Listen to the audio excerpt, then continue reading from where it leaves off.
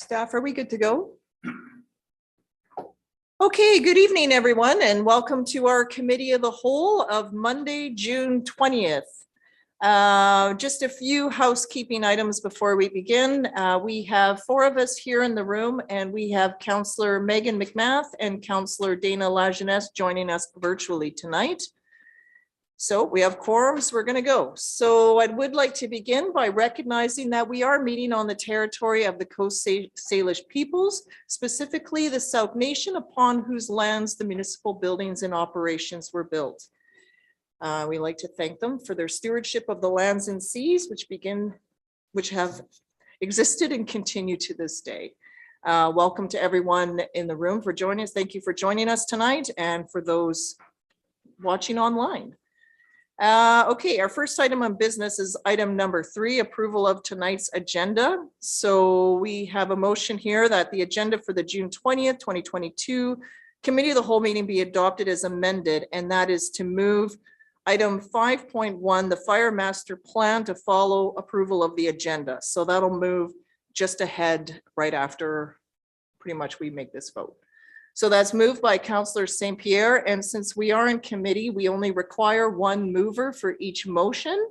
And councillors that are joining virtually, we do ask that you have your cameras on for the meeting as best you can. And when we get to discussion items, I'm going to go to you first, just so I don't forget that you're out there with us tonight. But feel free to say pass if you have nothing. It's just so that I remember that you're there, and councillors will remind me, I'm hoping. Okay, so on that, I'll call the question on the vote. All in favor, please. And that's unanimous. Thank you. So that brings us to item 5.1, which is the Fire Master Plan presentation. So on this, I'll pass it over to our chief, please. Thank you, Your Worship. Good evening, Council. So tonight before you, as Your Worship has said, we're going to present the Fire Master Plan. Our recommendation tonight is that Council receives this report for information and direct administration to include the recommendations for consideration in the 5-year financial plan, with the goal of aligning it with the present and future needs of the District of Sooke. Previous Council action in regards to this matter, December 14th, in a regular Council meeting, Council gave 3rd reading to approve the 5-year financial plan, which included the monies for the Fire Department Master Plan. 20,000 in 2021 and 20,000 in 2022. A little bit of background here for everybody. The District of Sooke initiated this Fire Master Plan report to strategically guide its fire department through the next 10 to 15 years of population and growth. A review of all aspects of the fire department was completed to ensure that performance standards and guidelines reflect industry best practices and are in compliance with the Fire Safety Act of BC. The overarching goal of this report is to gain a clear understanding of the fire department's existing and future needs and requirements by setting key objectives for it to evolve as the district experiences growth. This is essential in order to meet present and future needs in a fiscally responsible manner.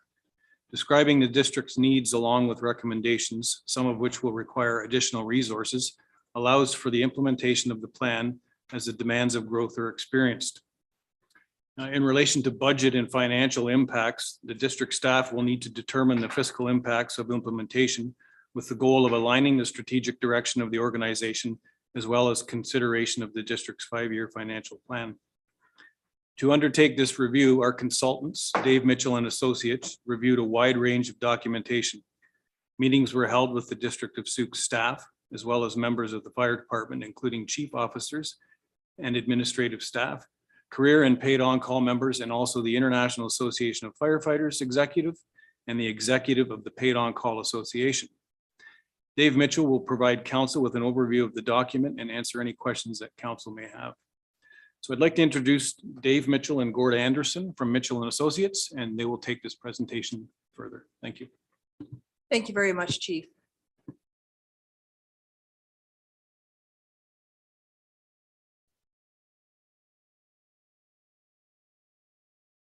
Just need to turn on the microphone using the base with the stem. There you go. Thank you.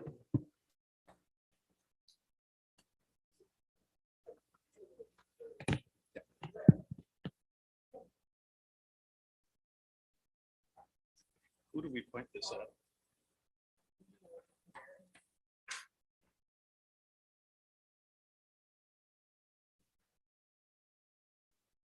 Says it's on. Don't try.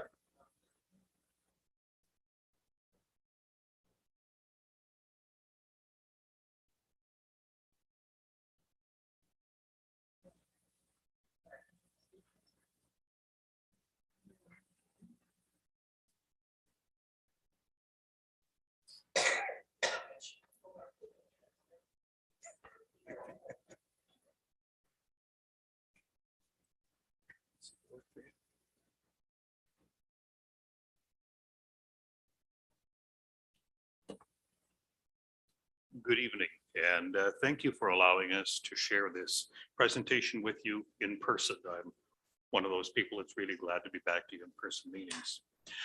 Our company began in September 2000, and since that time, we have provided independent advice, principally to fire departments, but also police, ambulance, 911 services, and the BC government. We work with a range of fire departments from the very smallest in BC, such as Egmont and Moberly Lake, to many departments the size and complexities of yours in the capital region, and to the very largest, Vancouver, Winnipeg, and Toronto.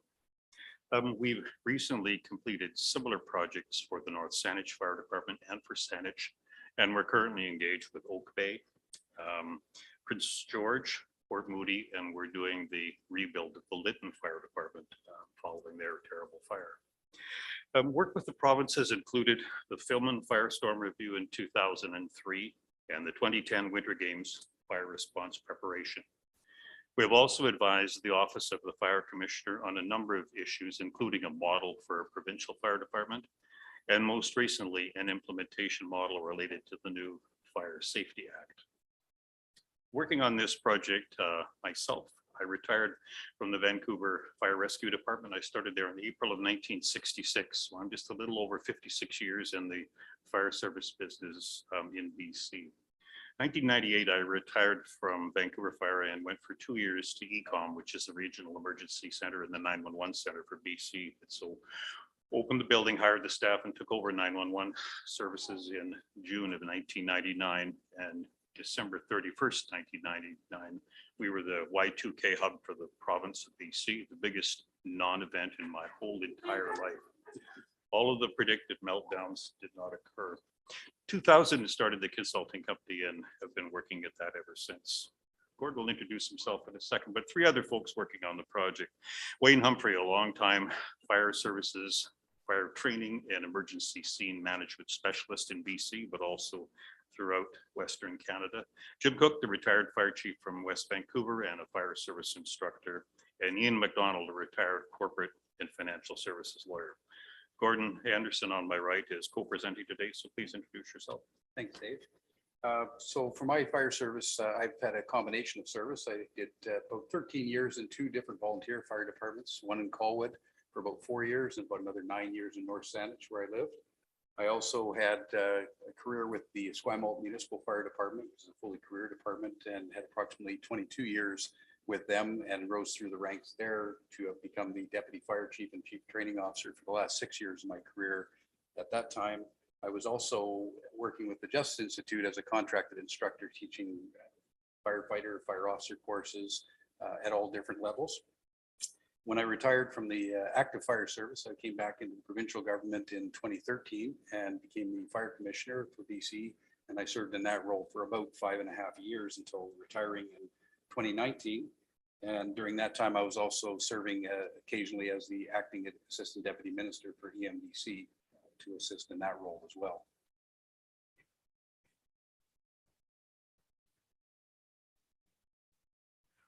Okay. The current fire service context may sound intimidating to you, but you are not alone. One way or another, every British Columbia fire service is facing similar issues, whether they are regional district or municipal departments, society departments, brigades, or improvement districts. The regulatory process is already complex and is continuing to evolve. The Office of the Fire Commissioner's Playbook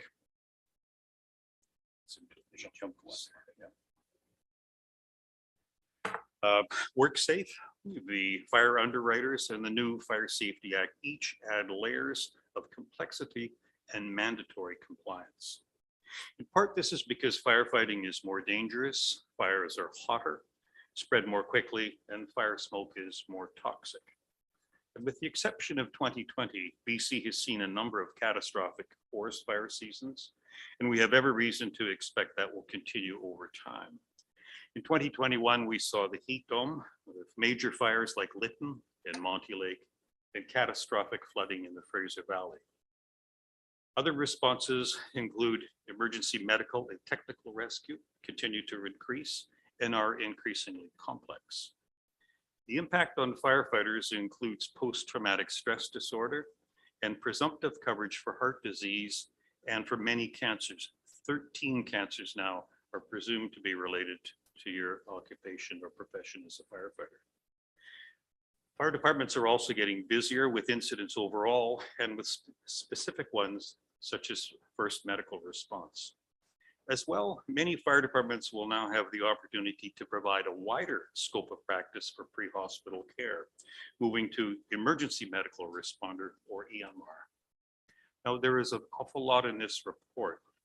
The recommendations are to advise you of the fire service environment, to identify for council the mandatory compliance issues.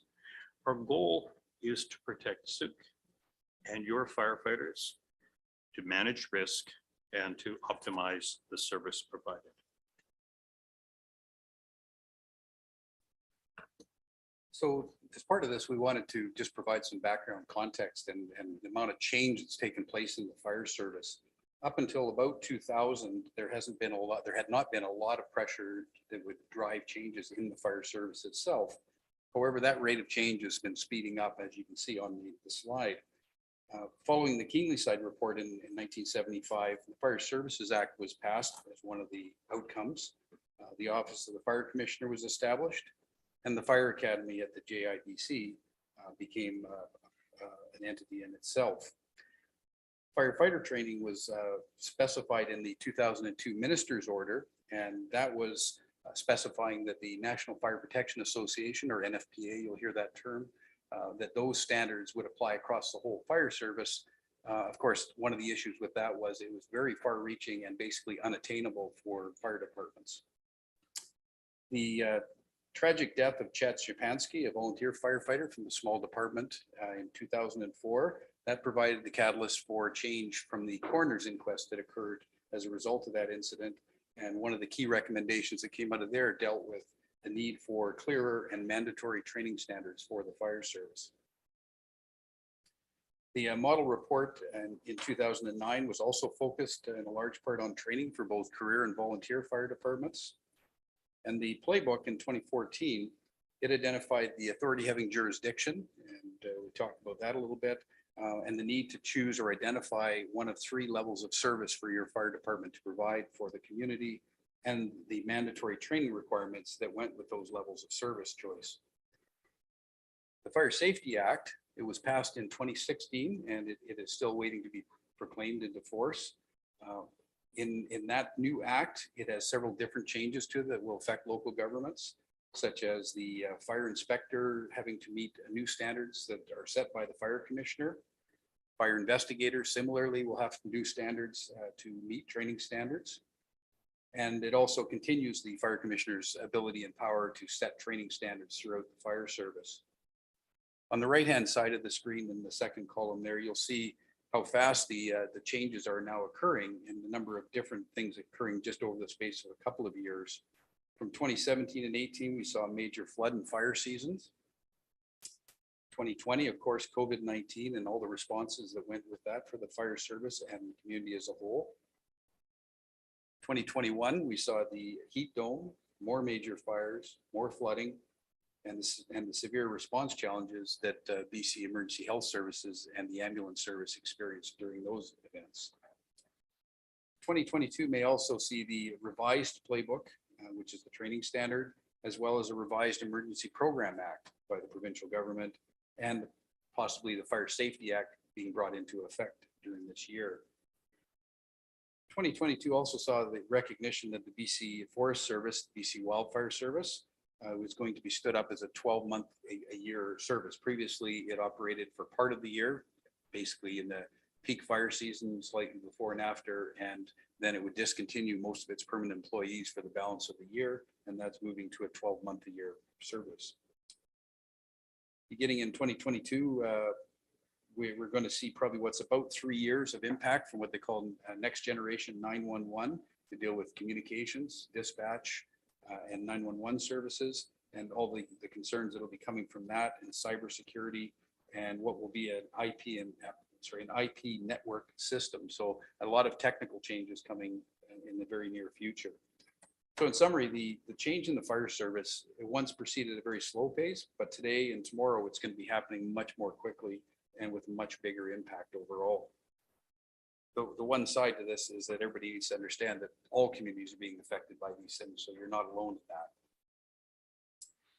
I started the last slide mentioning the Kiwiside Report.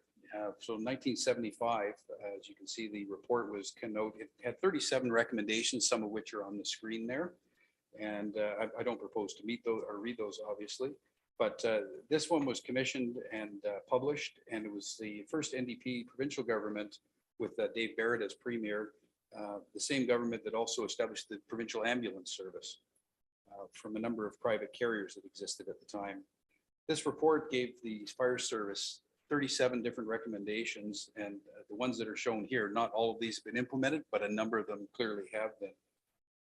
One of the things obviously that was very key was the creation of the Office of the Fire Commissioner, and as coincidental as it seems, that fire commissioner's name was Gordon Anderson, and no, that is not me. Not that old. And they had regional offices set up in 1979, so that was a direct result of that report. And it was interesting to note that the regional offices that were set up originally were downsized in the early 2000s and have only recently, in the last few years, been reintroduced and are expanding. Over a period, the Kiwiside recommendations were for the most part adopted, like I've pointed out, and they set a pattern basically for modernization of the fire service. The most current fire commissioner has now provided both his annual report and a quarterly update just as of last week. So we're starting to see some additional information now flowing. So this is another snapshot in time, and it's focused on the Vancouver Fire Department as it was in 1966, the year that I started with the department. And it stands for the proposition that the fire services have continued to evolve, slowly at first, but now, as we've talked about, very quickly changing. This in 1966, all but 3 of the fire department's fleets were open cab, as shown. You imagine in rainy Vancouver how much sense this made. This unit cost, pictured as a quad, cost $35,000, today's quint minus the aerial ladder. So why this is important? In 1966, the department responded to a little over 6,000 incidents. Fast forward to 2018, the department had grown by 1 fire hall, but had 20 less firefighters on duty and responded to 10 times the call volume. It responded to 66,000 calls. Earlier this month, Vancouver had 2 fire halls, which between them responded to 270 incidents in just 2 days. That's 67 emergency calls per day each. So the pace of change is amazing. Oh.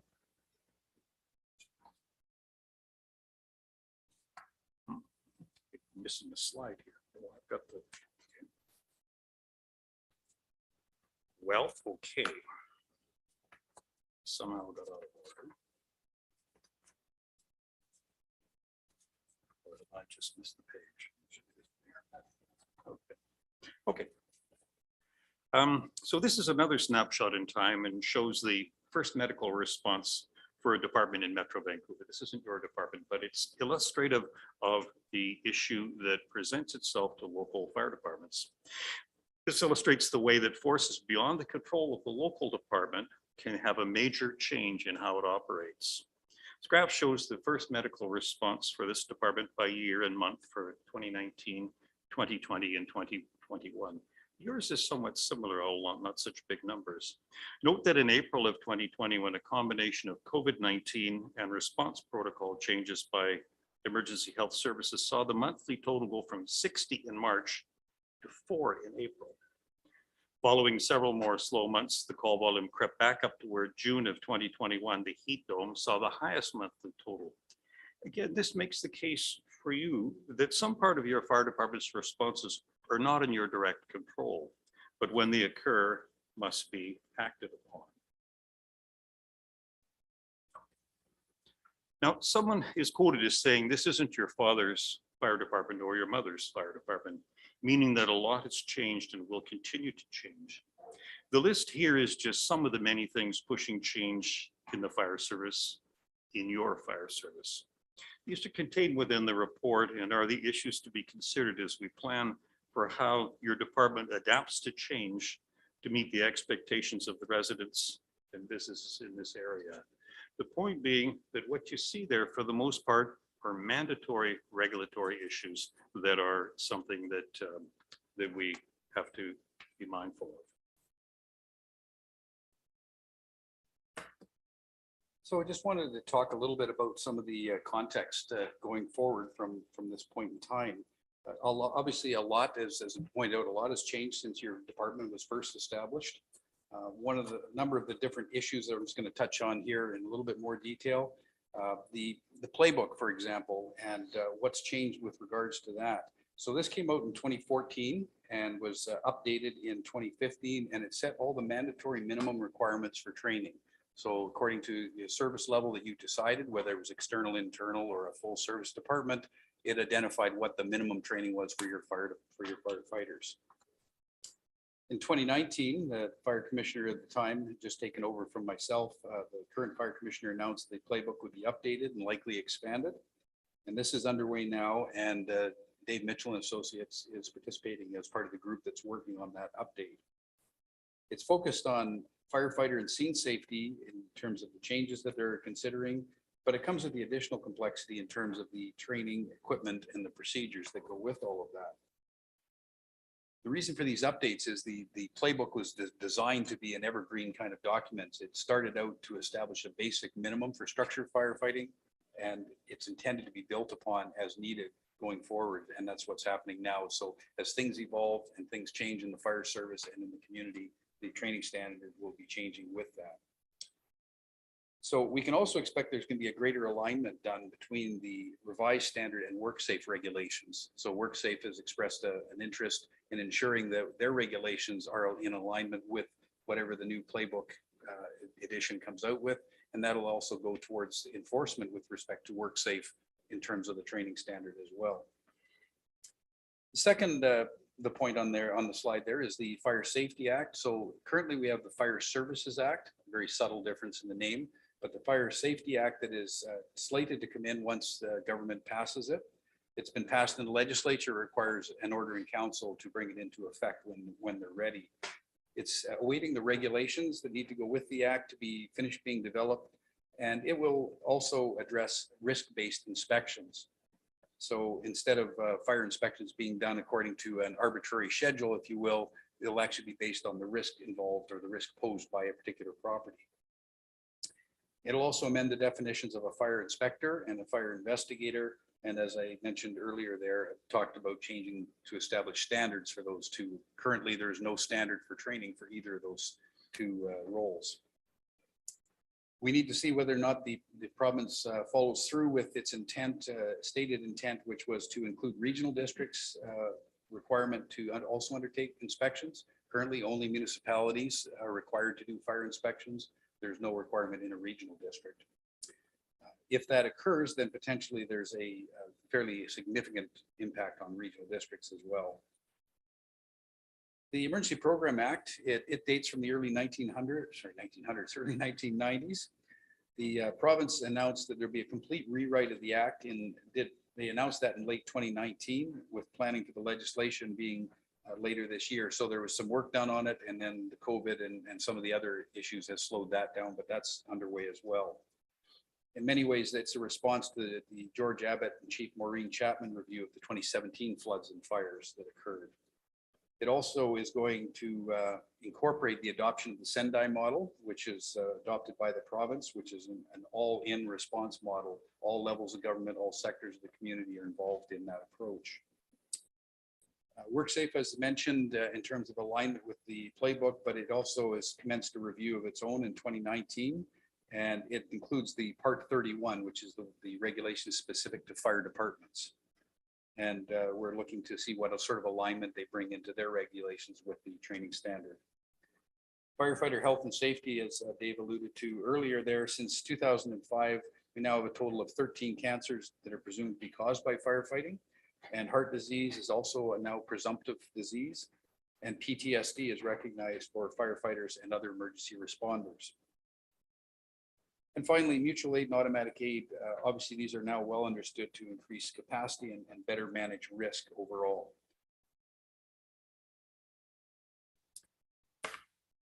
So in looking forward, working with your staff, we reviewed your department. We looked at all facets of the operation and administration,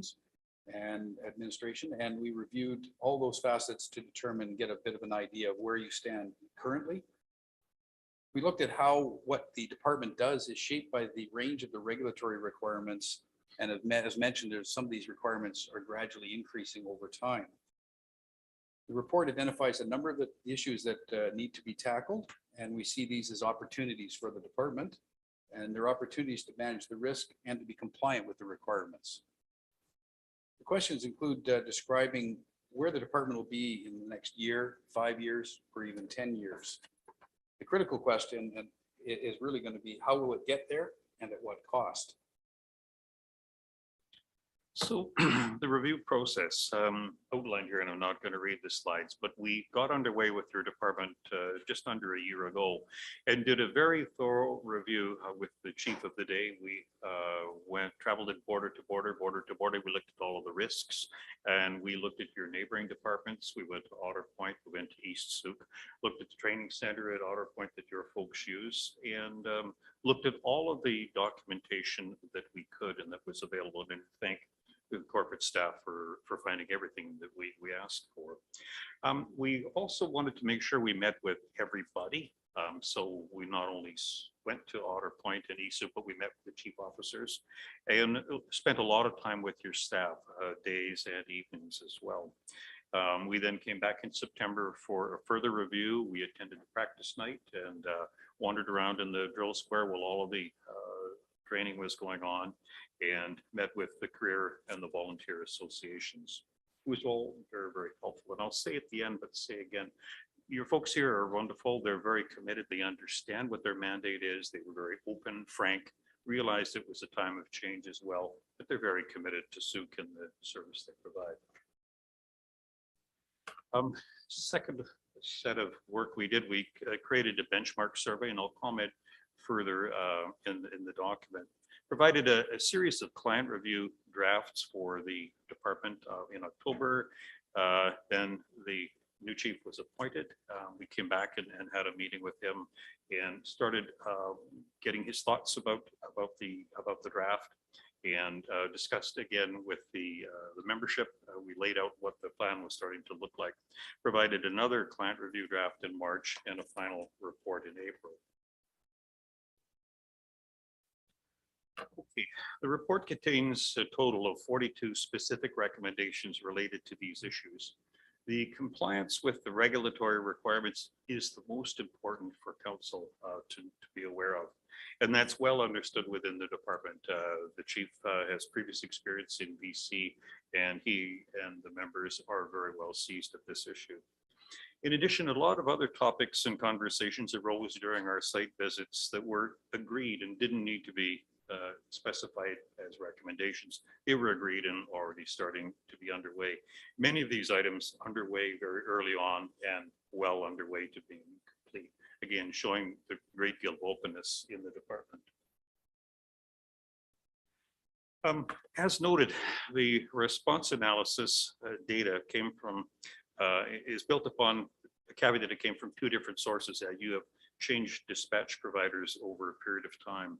So for the department, we don't have complete data for 2021, given the change in dispatch providers and the switch of CAD systems, the technical systems, and other technologies, but the transition did occur very late in Q4. That said, the data is sufficient to view trends by year, by month, day, and hour, and also by response area. There's a lot of good information in the data. Separately, the record management system that's being used tracks the number of responders, and this provides a better view of how response changes by day and by hour. Okay. Fire response, I think everybody understands this intuitively, but it is time critical and is often portrayed in terms of a fire propagation curve.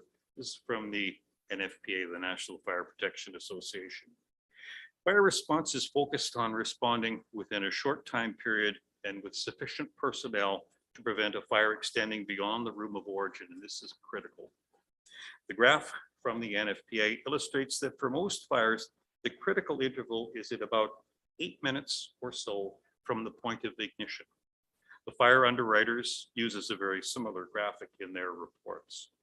What it shows us is that the curve of energy or of property destruction rises slowly until at about 8 minutes, it becomes nearly vertical. At that point, we expect a fire to extend beyond the room of origin and then flash over to the floor of origin and then to multiple floors.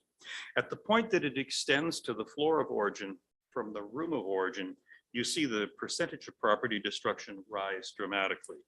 The next 2 slides will show the impact of that on fire injuries, fatalities, and damage. This is, again, the NFPA data, and has provided the following calculation per dollar fire loss based on whether the fire is held to the room of origin. So if we can get there within 8 minutes and keep it from extending to the floor of origin, we see about $4,000 in damage average. If it extends to the floor of origin, we can expect fire damage at the range of $35,000, or if it extends beyond the room of origin to $65,900.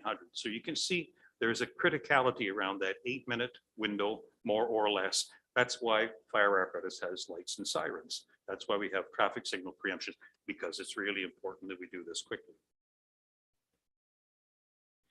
This is the second set of data, and this is the human side of it. This supports the goal of arrival and suppression of a fire within the room of origin within 8 minutes total time.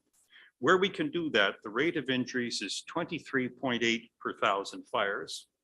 Where the fire extends just to the floor of origin, i.e. after 8 minutes, the fire injuries more than triple to 76.3.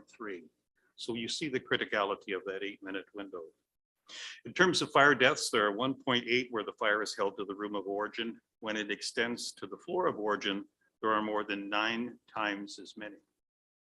It is clear then that the arrival with sufficient firefighters within 8 minutes total is critically important.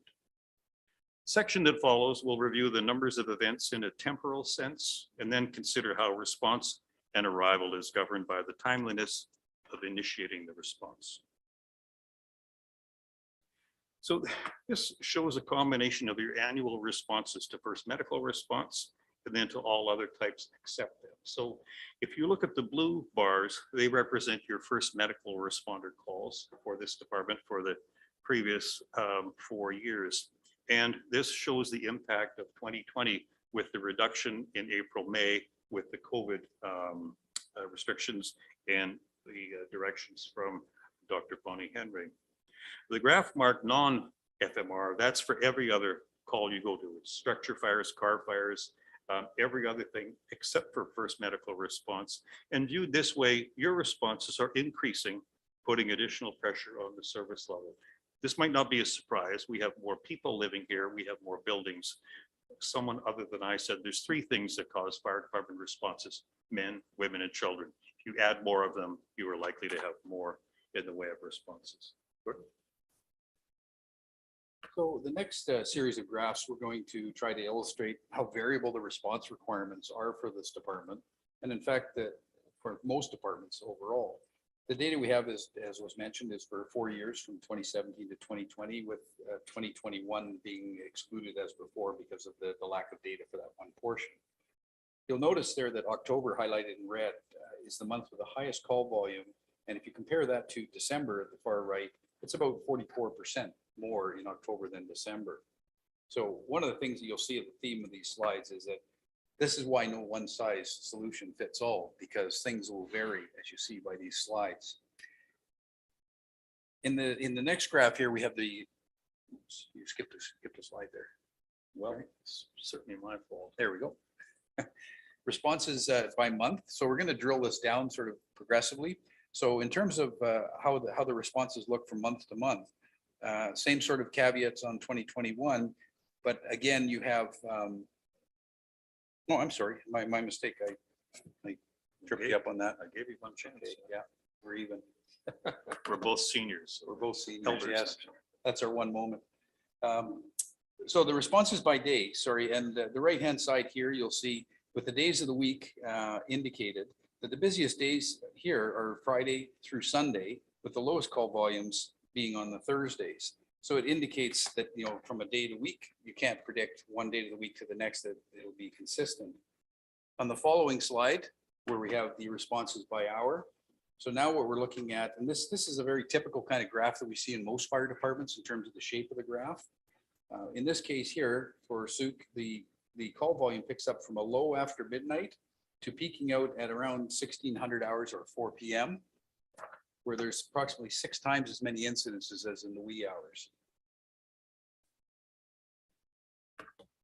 When we look at the year and month, so we've gone to a different sort of refer to this somewhat of a heat map. So the closer you get to the red color is the higher the numbers and the more concerning.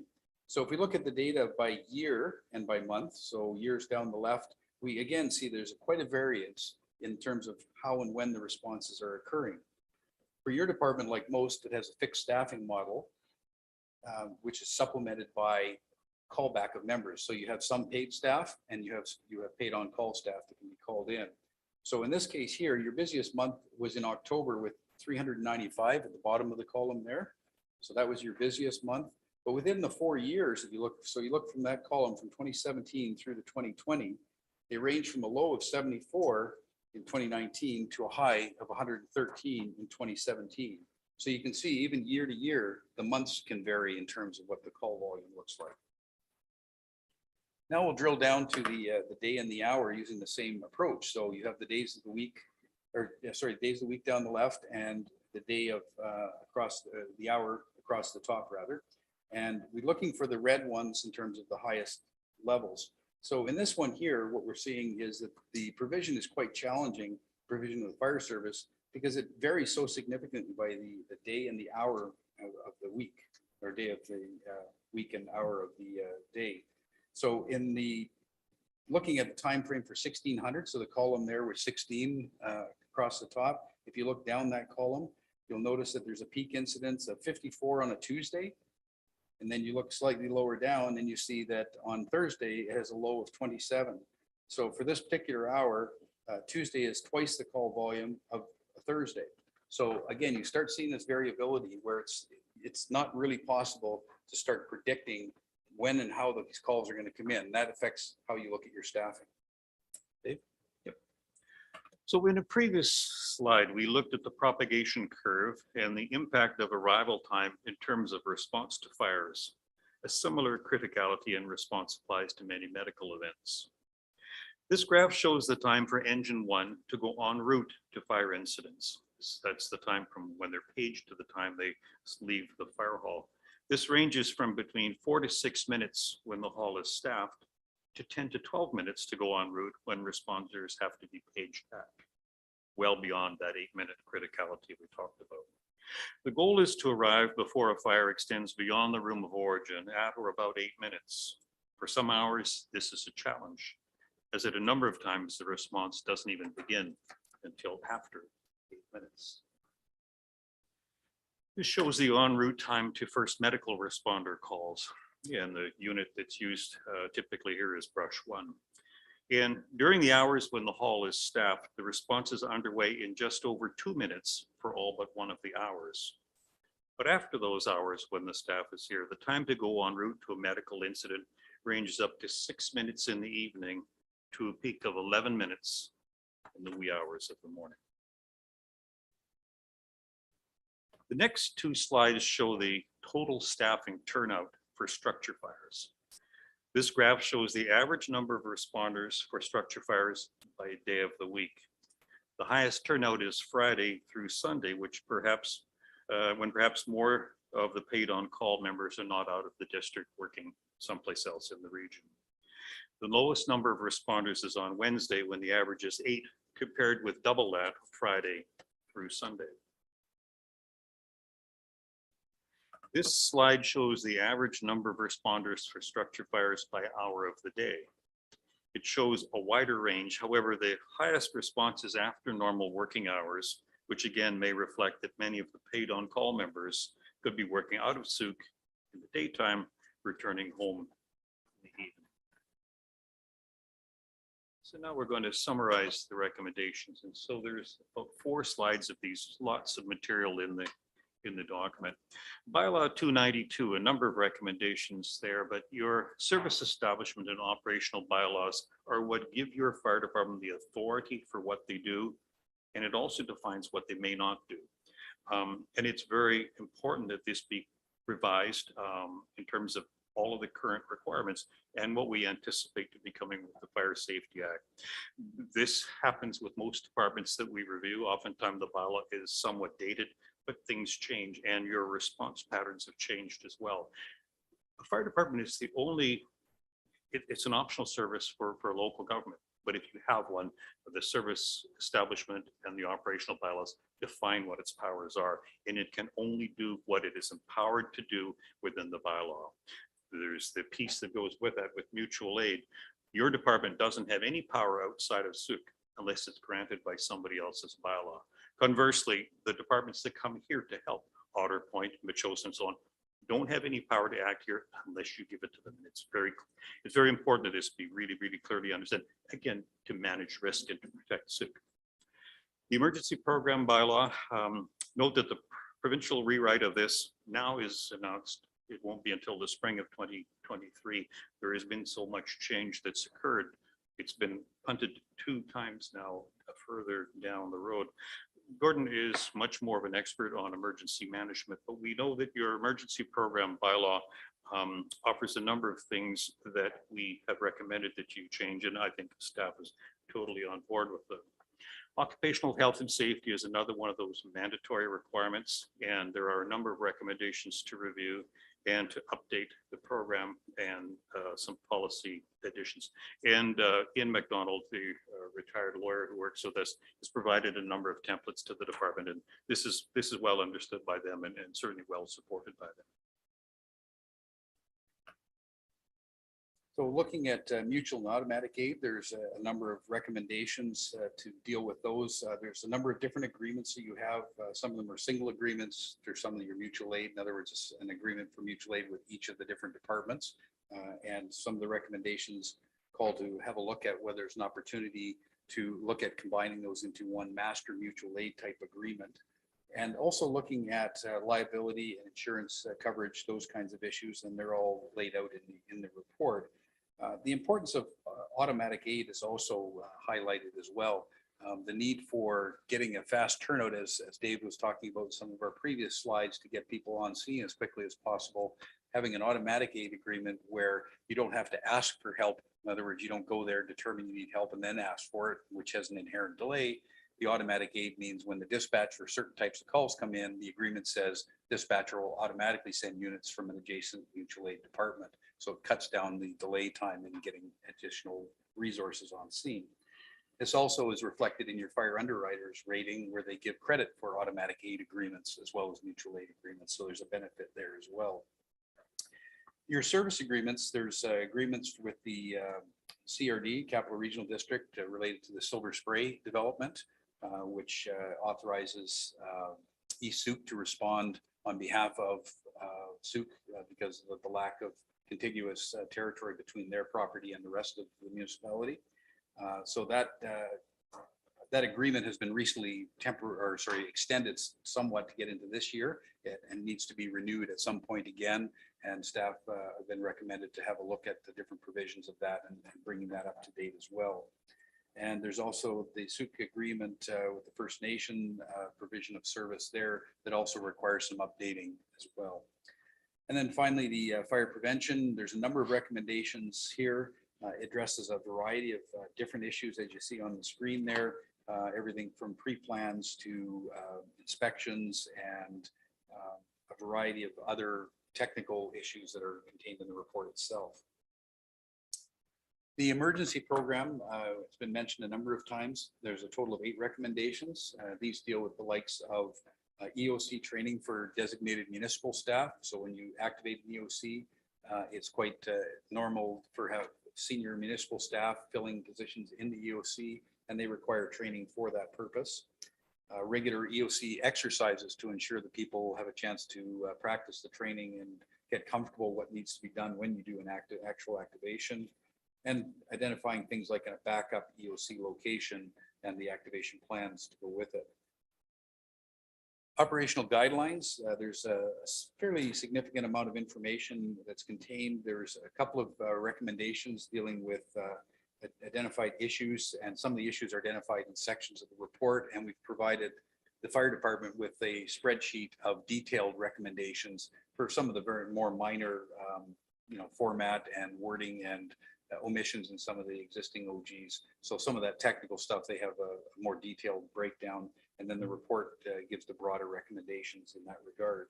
And there's a total of 10 recommendations dealing with things like the NFPA standards for the service level declaration, tracking of training. So a number of ones that are dealing primarily with training related issues to make sure that those things are addressed appropriately. Okay, so the summary recommendations, the response capability, we mentioned earlier the difference between the response day and night, and we certainly recommend council consider the staffing model being revised to address the very long response times when current career staff are not available.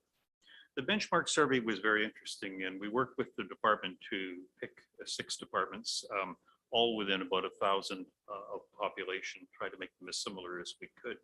And when we compared Sooke to them, you have the larger of the response areas. So in other words, the territory that is covered, the operating budget is lower than the benchmark group. The underwriter's rating for the industrial commercial is the least favorable of the works. So there's room to really create an improvement there, which would result in insurance cost savings. And the dwelling protection grade, which is single families, 4 out of the 6 in the benchmark group have a better rating in high-rented areas than does Sooke. We also looked at the population group, comparing you and the 6 others, and you had the second highest growth of population in the 5-year period. So put it this way, there's an opportunity to improve against the benchmark group in a whole number of areas. Financial, again, we'll just touch on this briefly. The cost drivers cost money, and there's a lot of issues here, and we work with the corporate staff here, and just we recognize that there are capital planning issues, there are operational budget planning issues, major equipment to be replaced. And again, we talked with Rachel when we were here, and I think this is well understood, just that there is a cost of doing this, and really we just try to frame this in terms of the final slide, where really what we've done here, this is a time of considerable change, and these things are affecting every fire department in BC. There's a lot of regulatory requirements, and they are requirements, and we really need you to know about them. The chief is very aware of these ones, and the issues that we have framed and the recommendations we have there are to guide council to manage risk so that you can protect Sooke and protect your firefighters and provide a service level that is what council will set. It has to be said that from the very beginning that we came here, all of the staff were friendly, open, honest. Nobody hid anything. Nobody threw anybody else under the bus, if you know that expression. They know that it's a time of change. They truly do. And your younger members they have a different view than an older fellow like me. And I was refreshed to see that they were as thoughtful as they were as well. You have really, really nice people here. You can see that the times are changing for sure. And all fire departments are caught up in this kind of tsunami of change in the regulatory requirements. We think the department is very well led. We've been doing this for a long time. The members at all levels have a very clear sense of public service. And when they raised issues, it was about improving service to the public. It wasn't about them. It was about improving and providing the best service to the public. So happy at this point to take any questions. Well, thank you so much for the presentation as well as the report. It's just very encouraging, and I just want to thank you for the time that you spent in our community and for all the various parties that you spoke with, and as well for this excellent presentation today. I'll turn to the counselors online. Counselor McMath, do you have any questions for our consulting team at this time? I got a few. Go ahead, please. Just for context, I work as a dispatcher for Saanich Fire, which does the fire dispatch for Sooke and 18 other municipalities. And my partner actually has worked as a Scramble firefighter for about coming on 12 years now. So I just wanted to go back to one of the graphs where you're referencing engine one's time to calls. If we could go back to that.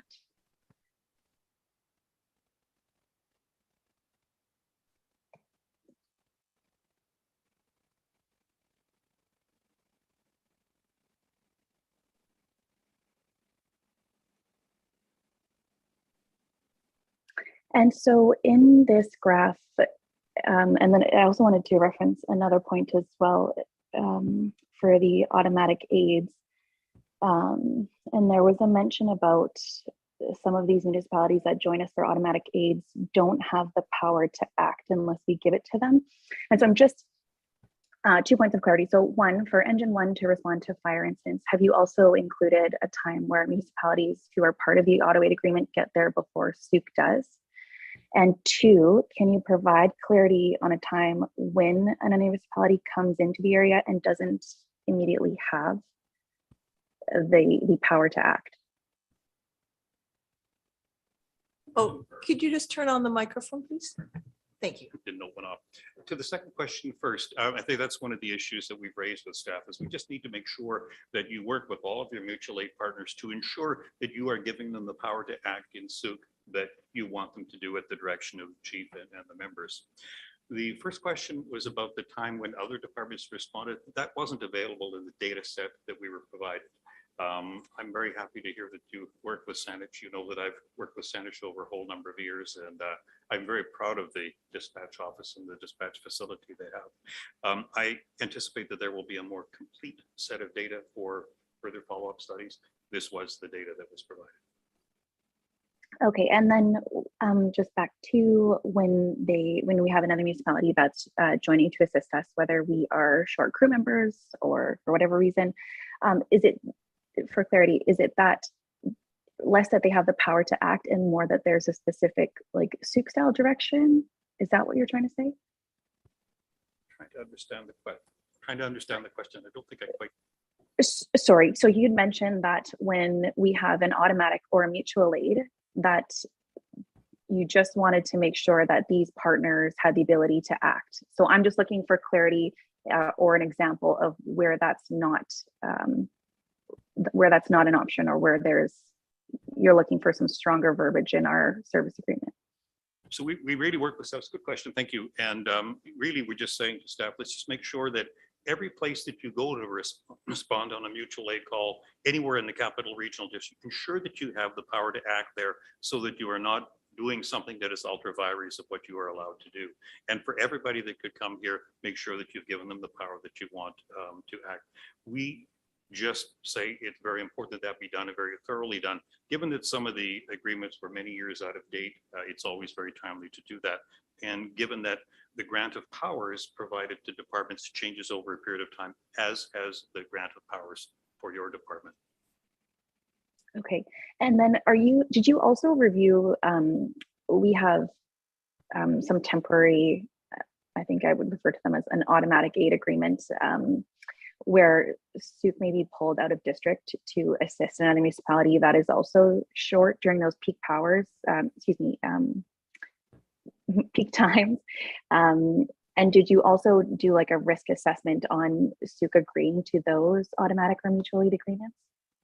We looked at the agreements to make sure that they were aligned. And again, we've recommended that they just be regularly reviewed. Some of them are somewhat stale dated. You're right. When your department responds out of Sooke, you take the apparatus out and they're no longer immediately available here. It's one of the things that is solved by having multiple parties to mutual aid agreements or automatic aid agreements, because they can move within the region to cover for the gaps that arise. We had this discussion with the CIO who's off at the moment, and suggested that Sooke look at more automatic mutual aid agreements. If you work in communications, you know that sometimes it takes a while for a department to respond. And if only at that point do they realize the fire is out of their control and then ask for the mutual aid company, it may be 5 or 10 or 15 minutes before they're activated. Whereas an automatic aid agreement, they're normally set up to say for structure fires, for any structure fire, an automatic response occurs with more than one department. We have radios, we can turn them back if the first unit gets there and finds that it is a minor fire and it's a tree fire next to the house instead of the house on fire. But it is an absolute best practice to establish at least automatic mutual aid. Now, the other time to do it is what we see in other regions, where if your response capability is lower Monday to Friday during business hours, that would be the time for sure you would be more likely to have an automatic aid agreement, whereas evenings you don't. I could give you a real example. We've done a lot of work with the Sunshine Coast Fire Department. So if you know, you go from Gibson's, where you get off the ferry, to Roberts Creek, to Seashell, to Half Moon Bay, to Pender Harbor, and to Egmont. Roberts Creek and Half Moon Bay have very good populations at night, but they're all someplace else in the daytime. So the Gibson's Fire Department, daytime only, Monday to Friday business hours, automatically responds into Roberts Creek, but not at night. Same thing with Seashell does that with Half Moon Bay, Monday to Friday. So you can tailor it to your needs. So when you look at a graph like this and say to yourself, I think we have a need to look at service Monday to Friday during business hours, then you could tailor an automatic agreement to provide the aid specific to that time. Yeah, and almost the same, but the opposite. I think there is an agreement with a neighbor that I think it would be more risk management issue for Sooke. And then I think a way to sort of solve that would be to put those business hours into effect. So you're not pulling Sooke's engine out during business hours when typically most of our volunteer crew are working and they have jobs. And I had another question for you. If you could send us the slideshow and then a breakdown of your recommendations, that would be perfect. And then speaking of pulling units out of Sooke, one of Sooke's challenges is that BC ambulance cars will get pulled very quickly. And if anywhere in this area there's 2 medical aid calls, those BC ambulances will be gone for a minimum of 3 hours. And it's typically longer. And one of the challenges as well is once BC ambulance is out in those higher density areas, they'll get stuck out there. Sooke is the only municipality where there is only one way in and one way out.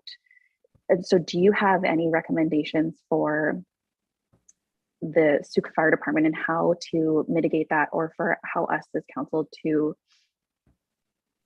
work with BC ambulance as we're sort of a special circumstance? It's a complex question.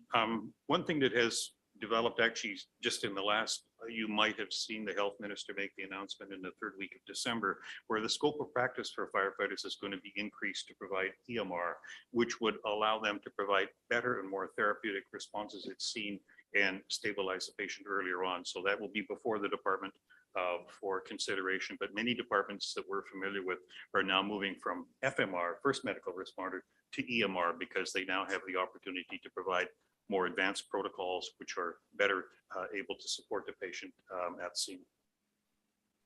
Yeah, in my opinion, there's a lot getting downloaded from BC ambulance.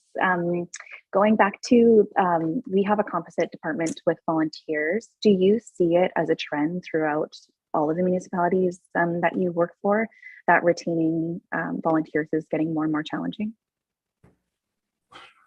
The volunteers, the recruitment and retention of volunteers continues to change, and in many departments we work with, it's simply harder and harder to retain a critical mass of them. There's many other attractions around, and because the training is more complex than it once was. It takes a lot more to become competent.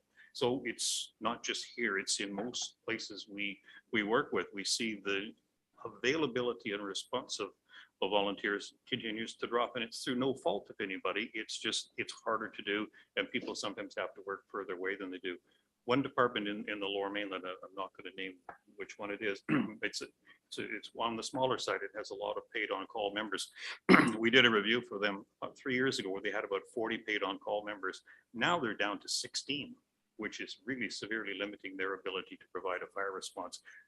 I think by default, they're going to have to look at some more permanent staff, because it's just become very, very hard to retain volunteers.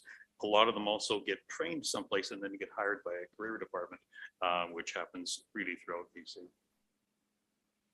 So do you ultimately see Sooke transitioning quite quickly to just career staff?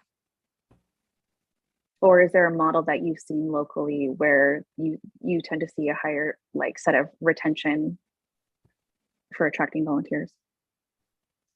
Struggling a little bit to hear your question, but I think if there's ways to increase the retention, you just continue to dialogue with the volunteers. And I know I've paid on calls and I've talked with Chief Ryder quite a lot, and he has a lot of experience in this area, and continue to ensure that the training we're providing for them is interesting and it's not boring, and it keeps them engaged.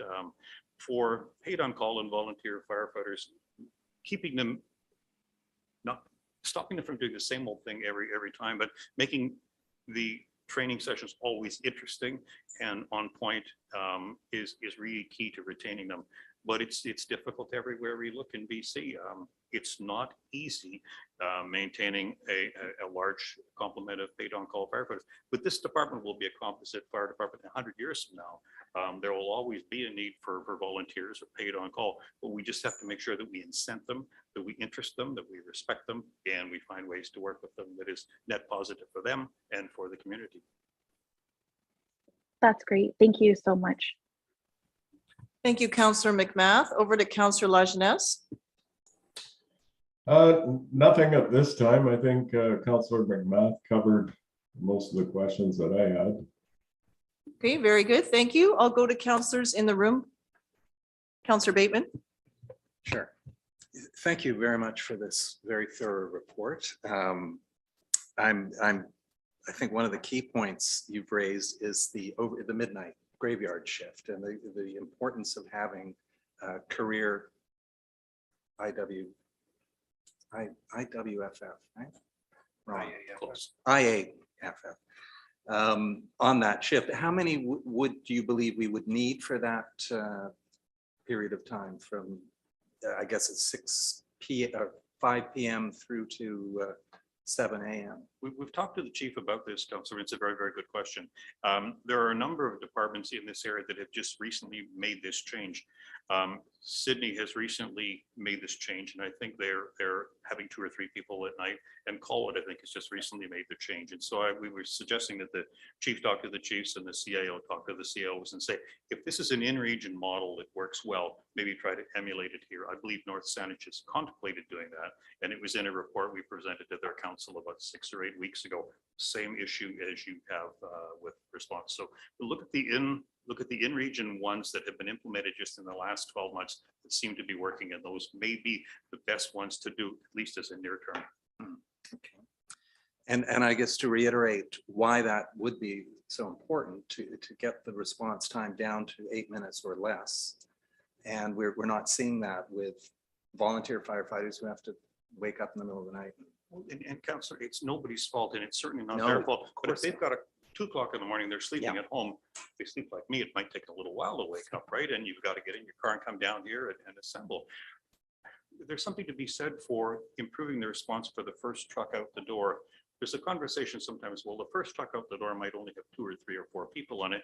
What do they do at a fire scene? Well, there's more coming, but they can provide the initial size up, which is so critically important as well for the ones that are coming in behind them. They can tell them how to deploy. They can make early scene assessments and so on. So it's critical for fire response as well as for medical response, because when something goes bad, you just want somebody competent as soon as they can get there.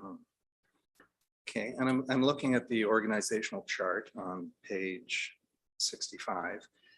And I see we have 7 career firefighters currently. Would this assistant fire chief come from those ranks, or would that be a separate hire, do you feel? I'm going to defer to the chief on that one. It will be his appointment. Good question. That position used to be held by our current deputy chief. He moved to an exempt position.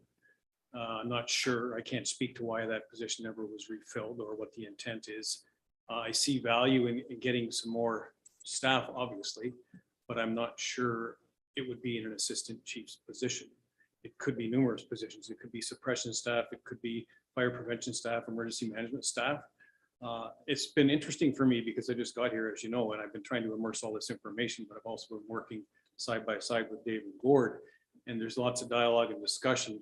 I've got a pretty good idea where I see us going, and I think it aligns with the plan that we're looking at tonight, but I don't have definitive information or answers for you.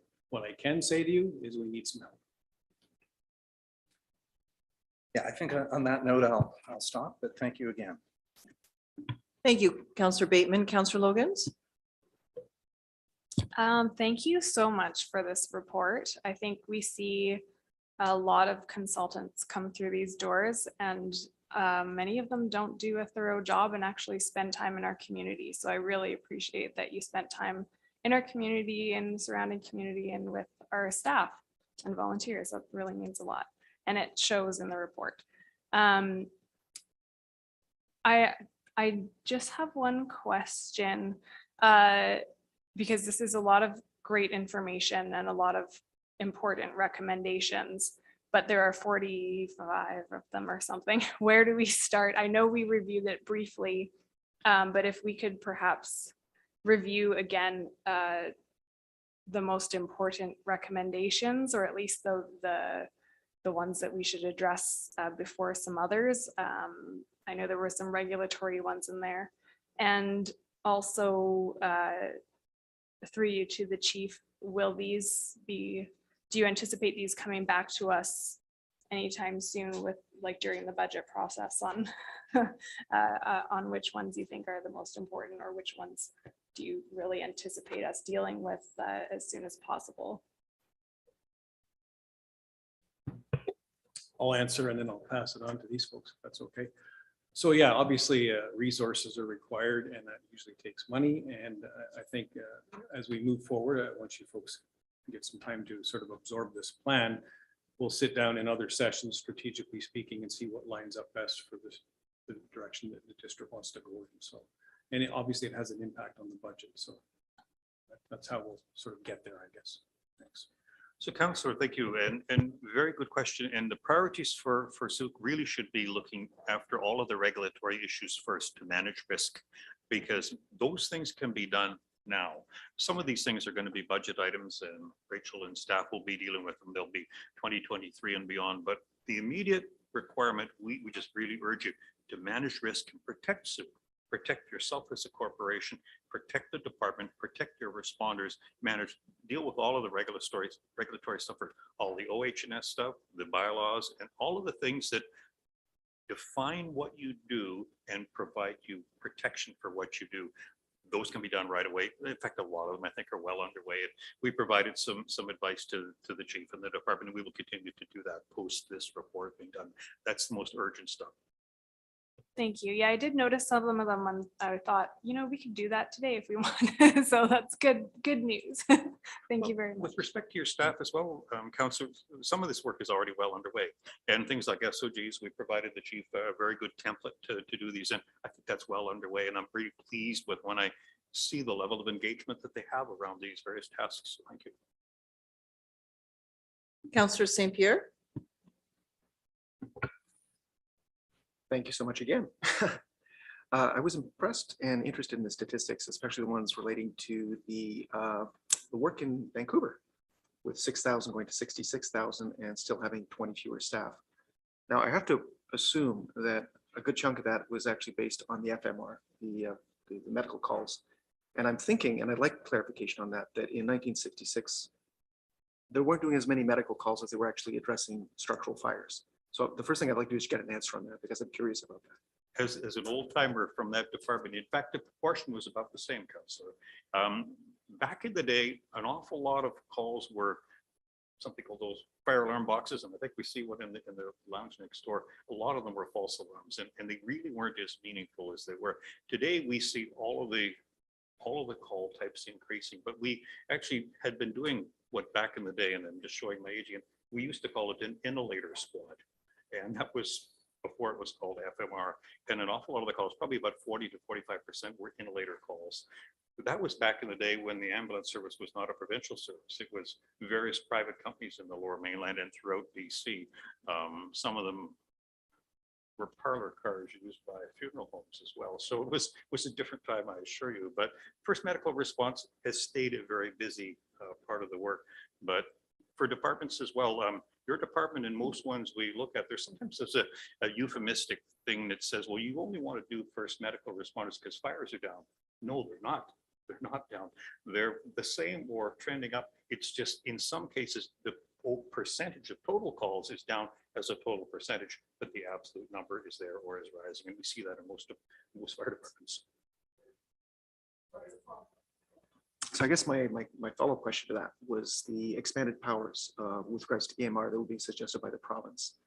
Is there any reason to believe that we might be looking at additional funding, coming to actually help pay for these additional services that we could potentially provide? Really good question for the UBCM, right?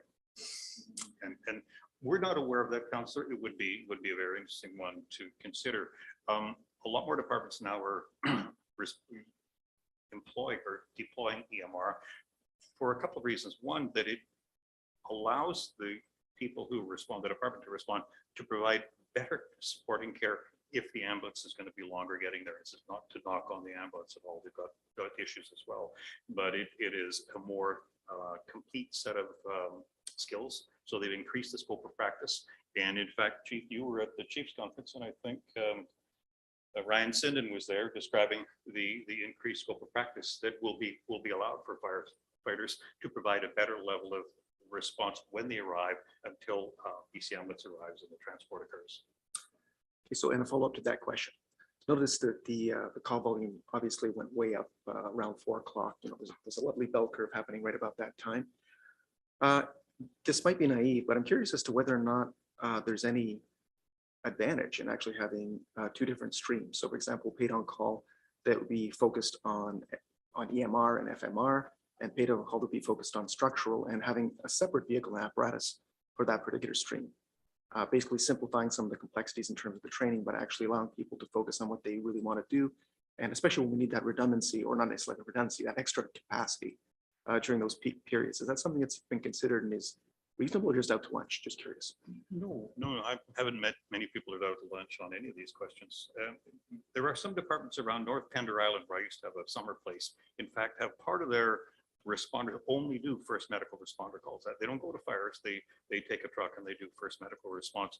It is something that is often seen on an island department. Hornby Island has a variation of this as well because there's nobody else to come around. It would be dependent on the number of paid on call people you have, but you may not currently have a surplus in any case. So having someone only do one call type or the other may not be what the chief in the department would wish to have happen. My final question is around the response time. Obviously, Sooke is actually spread out quite a lot. So we got all the way up to Casinos and all the rest. It's quite spread out. Is there any advantage? And I don't remember seeing this in the recommendations, and I may have missed it, on having essentially a micro station with the equivalent of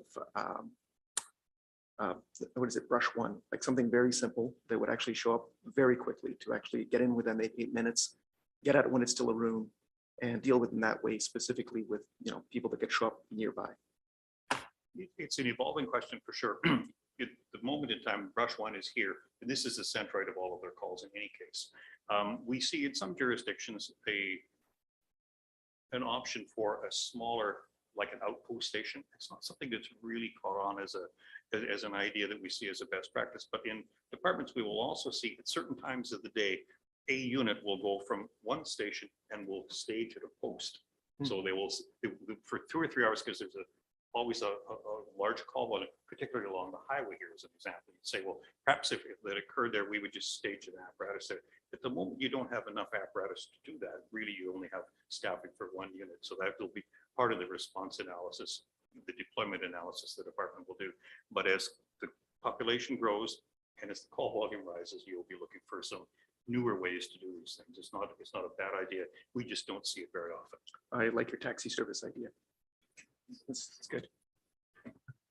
Councillor Beddoes? Thank you very much, Your Worship. First of all, this was a very good read.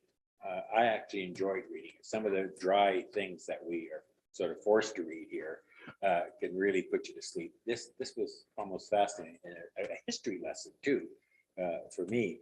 One is I'm very concerned about training. I like the idea of training our firefighters for more serious emergencies, but I worry also that that gives the ambulance service an out we're quite concerned about the call now when they leave the district for 3 or 4 hours. But I guess in the end, it's our citizens that will benefit from it. But I just worry about being offloaded. I do have a couple of questions left, but mainly it's for our chief and our chief financial officer. Mutual aid. I was reading the mutual aid agreements here, and I see the First Nations, which I asked this question 2 months ago, is if we get any compensation for covering that, and I was told no. But I see in the agreement there was a monetary thing per household. So I guess to staff, do we get money to? I mean, we're supplying a fire service. Do we get some funds back from the First Nations in order to help out our fire budget? Because our fire budget is a huge part of our budget. So that one first to staff. Through Your Worship to Councillor Beddoes, yes, we do. So Okay. that answers that question, but I can't give you all the details. It's based on a calculation. I know that agreement has lapsed significantly. I've been down there within the last month to sort of reestablish relationships, if you will, and trying to have a deeper dive into that agreement so we can get there and do some more assessment, because there's been some construction and building going on in those areas. So we should be probably gathering some more tax dollars. So the bottom line is we do get something from them, and I don't really want to get into any details. Yep. Because that's not what I was led to believe before, but it could just be an error, and that's fine. I'm happy with that. The other question is in regards to mutual aid, and I understand our consultant said it, the more the merrier because you're covered. But I just view Royal. I mean, it seems to me it's a long way off. I can understand a mutual aid with Langford and Chosin and Otter Point, but why on earth do we have a View Royal? Is there anything specific they have that we need, or? Great question. I wish I had the history here. All I can really think of, and somebody, if you have more information, please jump in, but maybe at that point in time, we didn't have an aerial apparatus. I really don't know that answer, but Yeah, I thought the same thing. It just strikes me, okay, anyways, I don't want to burden you with a whole Yeah. bunch of things, but that might be something when you review the mutual aids, find out if that is still working to our advantage, because what was sort of alarming is some of these agreements are long overdue for review. And that's why I welcome this report, and makes your life a little bit harder, but you're going to be reviewing this stuff and coming to us with recommendations. But again, I just like to finish on the fact that it was a well done report. And again, it's one I will keep. It won't gather dust. I like looking at it because each time I go through it, which was very hard in 3 or 4 days when we get this information, it was a good read. Thanks very much. Thank you, Councillor, and your staff are to be commended. You have really nice. Yeah, I know it's a group effort, and but it's an easy read. I like it. Thank you, councillors, for the questions. I have a few. In the draft OCP, there is a lot of discussion, or actually not just the draft, the existing and past ones that we have, about increasing density in serviced areas. However, what has come up in the past and potentially into the future is it's hard to obtain that density because of the inability for us to respond in 10 minutes or less. So has that sort of challenge been addressed in your report? It like through service levels and our response coverage and so forth, and where our population may be? rolling the film strip back in my head, Your Worship. We certainly did look at all of these issues, and the 10-minute requirement under the BC Building Code, it's not a requirement for 100%. I think it's 90%, and you do actually meet that for the requirements to the best of the knowledge that we had. But it is a continually evolving process as well. We're actually working with the Sunshine Coast Regional District 6 fire departments on that very issue. And in the areas that you're currently looking at densification, we could look at the data with you and see, because you will have a new, more complete data set with your transition to Saanich in early December. You'll now have 7 months worth of very good data.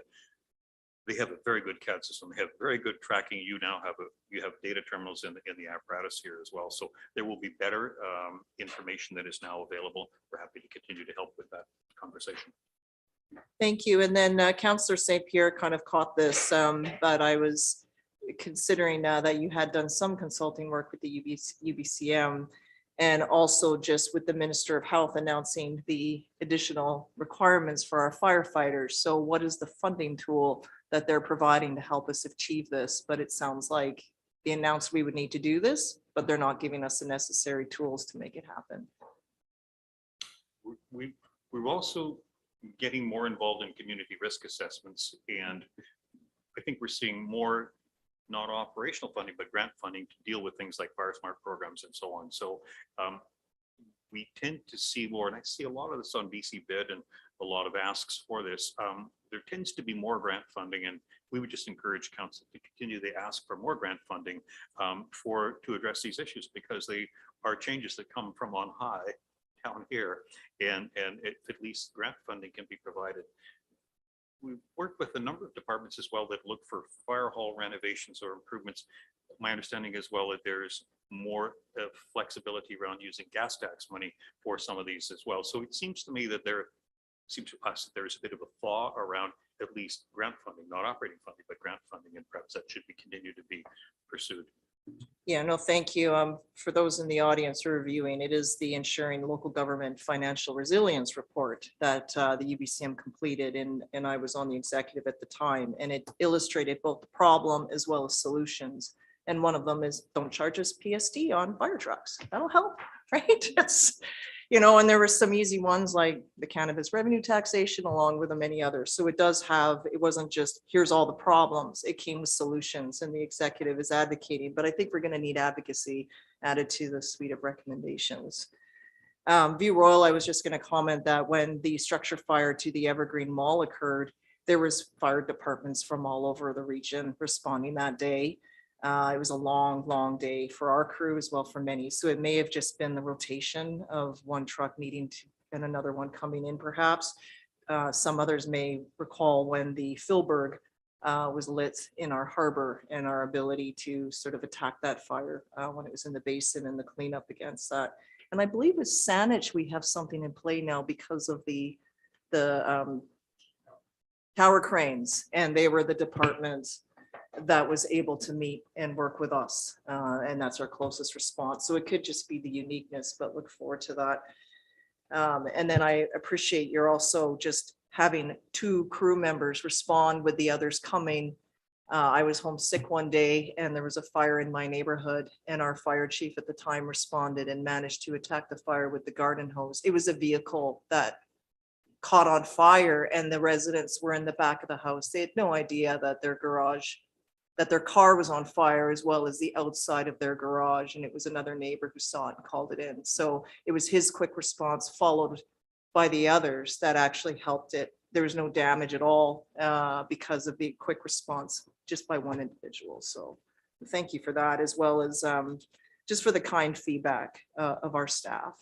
They're all just so committed and hardworking. It's really nice to hear that and to see that sort of echo throughout the report. But I agree with all the counselors. It was just excellent. Well done. So thorough. And just, you know, in terms of Vancouver, we have all the same problems, just not as many zeros. It's just on a smaller scale. That's where you get into the uniqueness, but our problem set is the same. And the tools we have available differ we have people have changing urban expectations. Once upon a time, you'll need the story with the Fraser Valley Chilliwack, the very small fire department, it was very rural and so on. But with housing, more people that work in the lower mainland or in greater Vancouver live out there, and they now went out there with urban expectations. What do you mean you don't do first medical responder homes? So the department has grown to meet people's changing expectations for service. It's not an unnatural thing that would happen. And when we drove through here and saw houses being built and all these things going on, people have changing expectations. And I guess it's always our job to try and explain them as best we can and try to respond to them. Thank you very much. Okay, so on that note, I'll take counsel to the recommendation that is before us here. And that is that council receives this report for information and direct administration to include the recommendations for consideration in the 5-year financial plan with the goal of aligning it with the present and future needs of the district of Sooke. Councillor Beddoes has moved that. Would you like to speak to it? No, it just makes sense. A lot of effort's gone into this. And again, everything is subject to what we can afford and prioritize, but I expect the chief and staff to do that, to prioritize what's most important. And I have confidence that that will be done. So I think it's a good logical move. Thank you. Ms. Machada? Can I just amend your motion slightly? We add that committee of the whole recommend council. Okay, yes, I was reading what was printed, but that's fine. I'll take that as friendly. Okay. Any other comments? So my last one, we are starting recruiting early. We have a visit from grade 1 class and they tour the fire hall and they also spend some time with me learning about local government. And so I met with them first and then they met with the fire department. So they have sent, I'll send this with you, Chief, a packet of thank you letters and pictures. However, they're more attracted to the fire department at this point than local government. Just giving the feedback, but you gotta start them young. So who knows what this compliment will look like in the future years. Okay, so I will call the question on the motion, please. All those in favor? And that's unanimous. Thank you very much for your time, gentlemen, and we look forward to seeing you again, or even just as a holiday. This is a great place to be. Your worship and council, thank you for your thoughtful questions. Hopefully we answered them well and apologize for fumbling with the slide controller.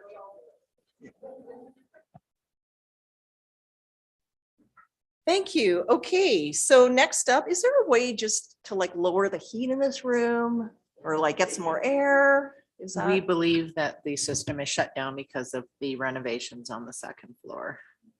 Okay, sorry, folks. It is what it is. Okay, but I would like to invite our delegation forward, and this is a presentation from the 606 Water Group. I need my glasses. And it's a presentation by Ms. Heather Phillips, Ms. Lynn Moss, and Mr. Steve Atkins. And Chris Moss. Pardon me, I'll add that. Thank you. And when you're ready, just please turn on the microphone so those viewing can hear you.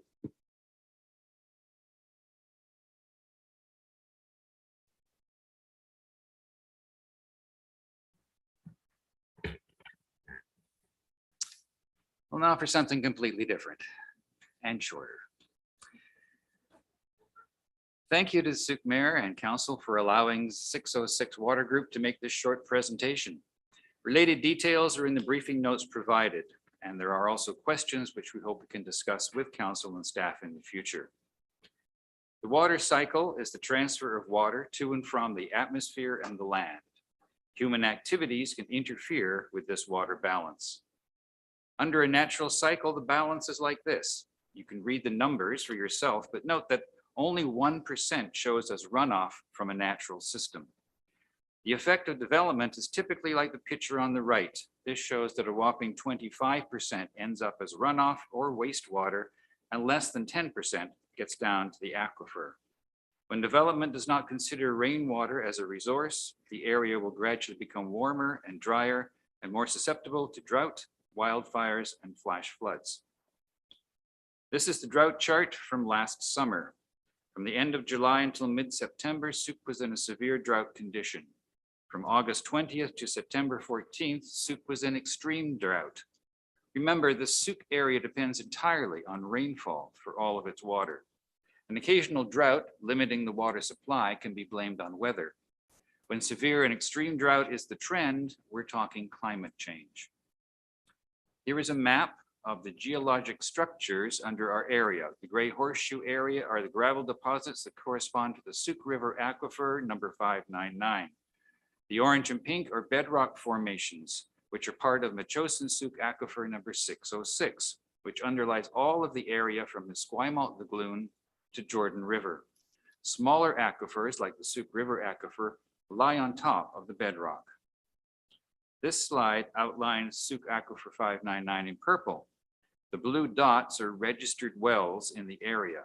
The green dots represent where surface water licenses have been issued. The BC Groundwater Wells and Aquifer map is interactive. You can search for more information on each well and aquifer shown. Note the number of wells in the Gateway North area beginning at Cooper's Cove. These wells are correlated to Aquifer 606. It is bedrock, low yield, and vulnerable to contamination. This shows the urban containment area for Sooke District in yellow. Sooke is growing on top of the Sooke River Aquifer 599. This shows the Juan de Fuca water distribution service area from the disinfection facility on Sooke River Road to the ends of the line on the west and the east. Note that Cooper's Cove is at the end of the current pipes and is also at the end of the Sooke River Aquifer. From this point east, wells go into the bedrock of Aquifer 606. These are the current wells in Gateway North and North Sooke. Again, the blue dots are wells and the green dots show surface water licenses. In this image from the CRD 2004 Aquifer study shows a slice into the bedrock from Otter Point Road at La Ronde across to Connie Road. The blue is Aquifer 606. The yellow on top is Sooke River Aquifer. Cooper's Cove on the right there is at sea level, and the black vertical lines represent wells drilled into the aquifers. This provides a closer look at the transit through North Sooke. The deepest well is on Manzer Road. At 550 feet, it was drilled 300 feet below sea level. It went dry and is decommissioned. Wells on either side are at 270 feet and 195 feet with initial yields of more than 1 US gallon per minute. Sooke depends on rainfall for all of its well water and its piped water. No rain, no water. Careless development can change a 1% runoff to a 25% runoff. Two documents that describe development from the perspective of treating water as a valuable resource are the Government of BC's 2002 Stormwater Planning, a guidebook for British Columbia, and the District of Sooke Liquid Waste Management Plan, Rainwater, Stages 2 and 3 from 2010. Best practices keep the natural water balance by keeping watersheds in a functioning state or restoring them by daylighting buried streams, diverting rainwater into productive surface habitat, and replanting vegetation. Both studies detail the monetary benefits of using alternate infrastructure such as rain gardens and swales to reduce costs. Rainwater is not just drinking water. It provides cooling of the local climate. It percolates through the soil to keep them moist and fertile. It reduces the risks of fire and floods, and it seeps into the aquifers to recharge them. When in doubt, ask yourself, what would nature do? And there's your answer on the screen. Thank you for your time. Thank you very much for your presentation. If you're able to share the PowerPoint with us, that would be great. Okay, perfect. Thank you. Just a lot of really interesting information there. Within the report that is here, there is the sort of number of questions that you have. And I was just wondering, do you have an opportunity to present either to the Capital Regional Water Commission or to the JDF Water Distribution Commission at all? That's a question that hasn't yet come up in our little group. There's only 4 of us in the Okay. basic group here. There's myself, my wife, there is Heather Phillips back there, and Steve Aikens, who is our geologist. So we just started this a few months ago. There are similar groups in Colwood, Metchosin, and Langford doing similar kinds of work there. So in conjunction with them, it might be better if we came together as a group before we presented to CRD. Okay, and the reason why I'm asking is that because the water is sort of looked after by the CRD, they may be able to get the answers faster Mhm. than we would from our staff, because then they would go to the CRD perhaps for some, and then where is their sort of the go-to? And as you see, some of the questions there get into some detail. Some you can answer, some you can't answer. Some are beyond the bounds of Sooke. Sooke only has 2 aquifers, watersheds. Sooke only has 2 watersheds totally within the Sooke district area.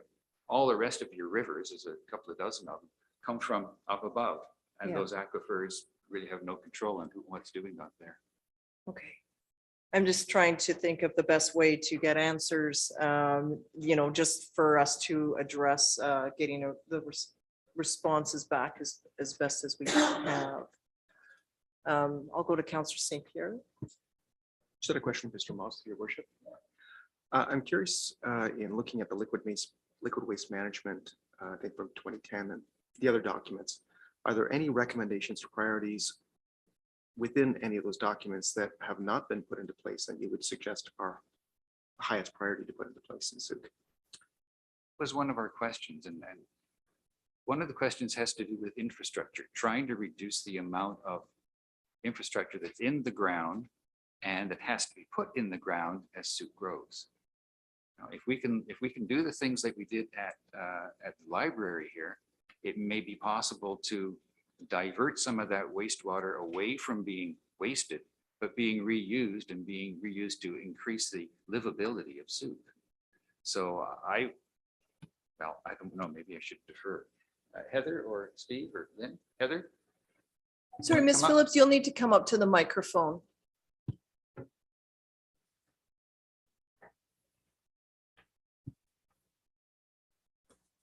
Thank you, Your Worship. As I understand Councillor St. Pierre's question, he was asking, are there any recommendations from the 2010 report that have not been followed up on? And as Chris said, that is actually one of our questions that we think district staff could answer, because it's a district report and we all live here, right? There was another point raised, a question. In the regional growth strategy, East Sooke and Otter Point were assigned 3,348 dwellings by the year 2050. Like, they took the percentage of growth and laid an exact number on the electoral area. And when we noticed the disparity between growth rate predicted for the regional water supply and growth rate predicted for District of Sooke, District of Sooke is apparently growing twice as fast as the anticipated growth of the regional water supply. And we were wondering if there can be any agreement, if there is any agreement, as to the district's share of future water use. That was one of our questions, because the OCP shows 2.9% growth in the district by 2050. And the regional water supply shows 1.25% growth. So that's quite a disparity. And since they laid it right on the electoral area, 5%, that's it, we've counted the houses. I don't know if there's any sort of planning ahead for District of Sooke. That would be the question that we've asked. We don't have an answer. Councillor St. Pierre. As it happens, I can provide some small answer. The leach reservoir is basically set up as an additional system that will provide a huge amount of water, and it's not been actually activated as of yet. It's for anticipated demand. I would expect that what would happen is that if basically projections were off and the demand was to increase significantly, they would basically activate on the leach reservoir much more quickly.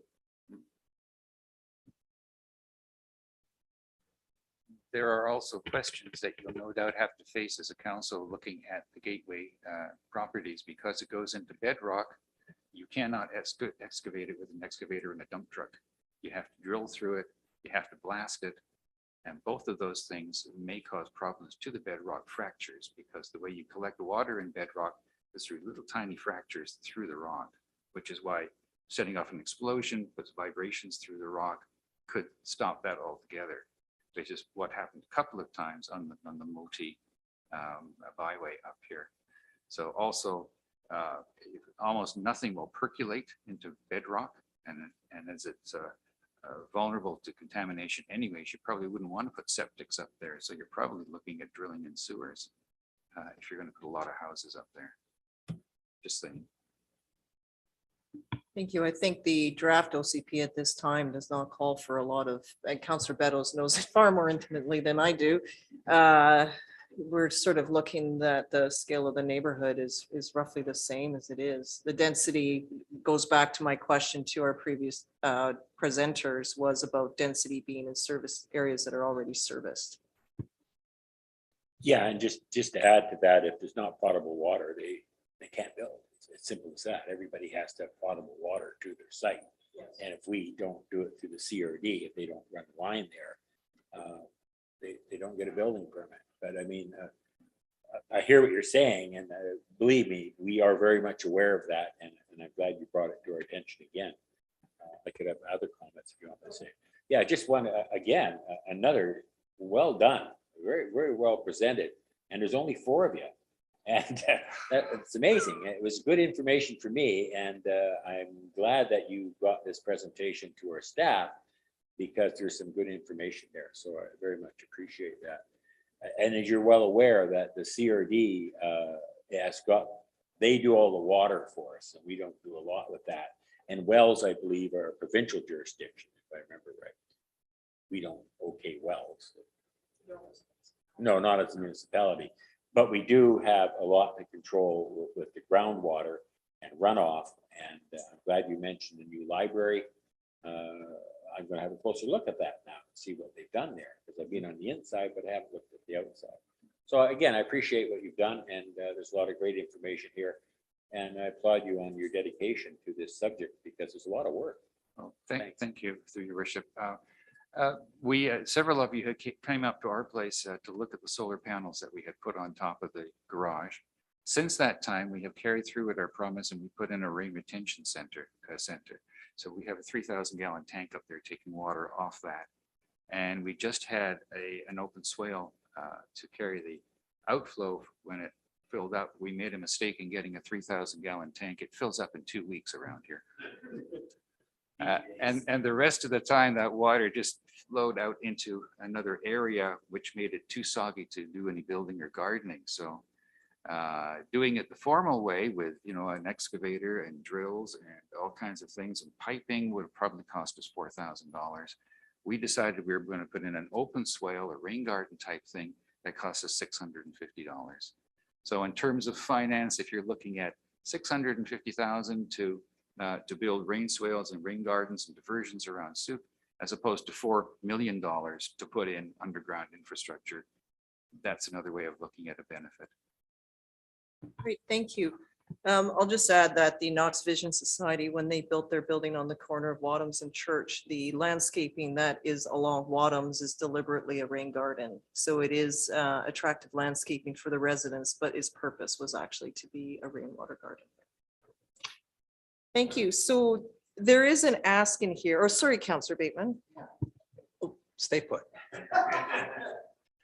So yeah, thank you for this presentation. I ran into the group of 4 at Sooke's Earth Day event in the park, and I was overwhelmed again by the amount that I didn't know. So I invited this group to come and present and share this wide range of knowledge. It did invite me to jump into the liquid waste plan. I've been looking at the sanitary plan a fair bit in preparation for the sewer expansion possibilities, and this the rainwater plan does have something in the order of 72 recommendations. It does have a preface stating that as a best practice, as these 72 recommendations are, it's a challenge given staffing and resources to actually implement them. But I would be very interested in an answer from staff, a high level answer to question 1 here. Is there an up-to-date list or summary of progress in implementing the report's recommendations? Because I do know there are some things we have done in my quick review of those recommendations, and others that perhaps should be done. One of which is recommendation for education around water issues to council and homeowners and businesses on at the time it was a 3-year basis, but this would be a 4-year basis and would be part of the orientation. What were the other things I wanted to mention? So to be clear here, we have an aquifer which has a finite amount of available rainwater within it, and your primary concern here is that is available in an equitable basis throughout the region. Heather, Ms. Phillips. Please turn on the microphone. Yeah. The aquifer under the district, as mentioned in the briefing notes, is gravel and sand. And so it's more like a lake. It actually runs out under Young Lake and down Kemp Lake Road. And there are a couple of other aquifers on top of it. But that one will collect rainwater, and the closer you are to the river, the more productive your well is. The Bedrock Aquifer, as Chris mentioned, is more like a river system, and the fractures are more like rivers. So they don't interact that much, but you know what, they do fracking for gas, for natural gas, they're fracking because it increases the movement underground. So that's the concern about blasting and interfering with wells. Digging new wells may interfere with the fractures that are feeding the old wells. I don't know how common that is, like we're beginners here. But the district is on one aquifer, sitting basically on one aquifer, and it's recharged by rainwater, and there'll be some water coming into the aquifer from Sooke River, from Demamule Creek, from those watersheds. But basically what's in that aquifer is what fell on Sooke. It's not feeding from anywhere else. There's no snowpack. So what falls on Sooke, if it doesn't stay in the ground, as research shows, I think this is happening in the Qualicum area on the east side of the island. The actual loss of water in the soil exacerbates climate change. It increases the dryness. It increases the susceptibility to fire and so on. And speaking of fire, I think there's a draw pond up Phillips Road the fire department uses. Like they have sites in the community where there's no fire hydrant, but they've mapped all the places. We don't have that map. They've mapped all the places where there's going to be water they hope that they can draw on in event of a fire. So does that answer your question? All Sooke has in their local aquifer is what fell on it. Thank you, Ms. Phillips. This is all still very 101 for me, and it's going to take a lot of rereads. So that's why I would like to see a staff report come forward.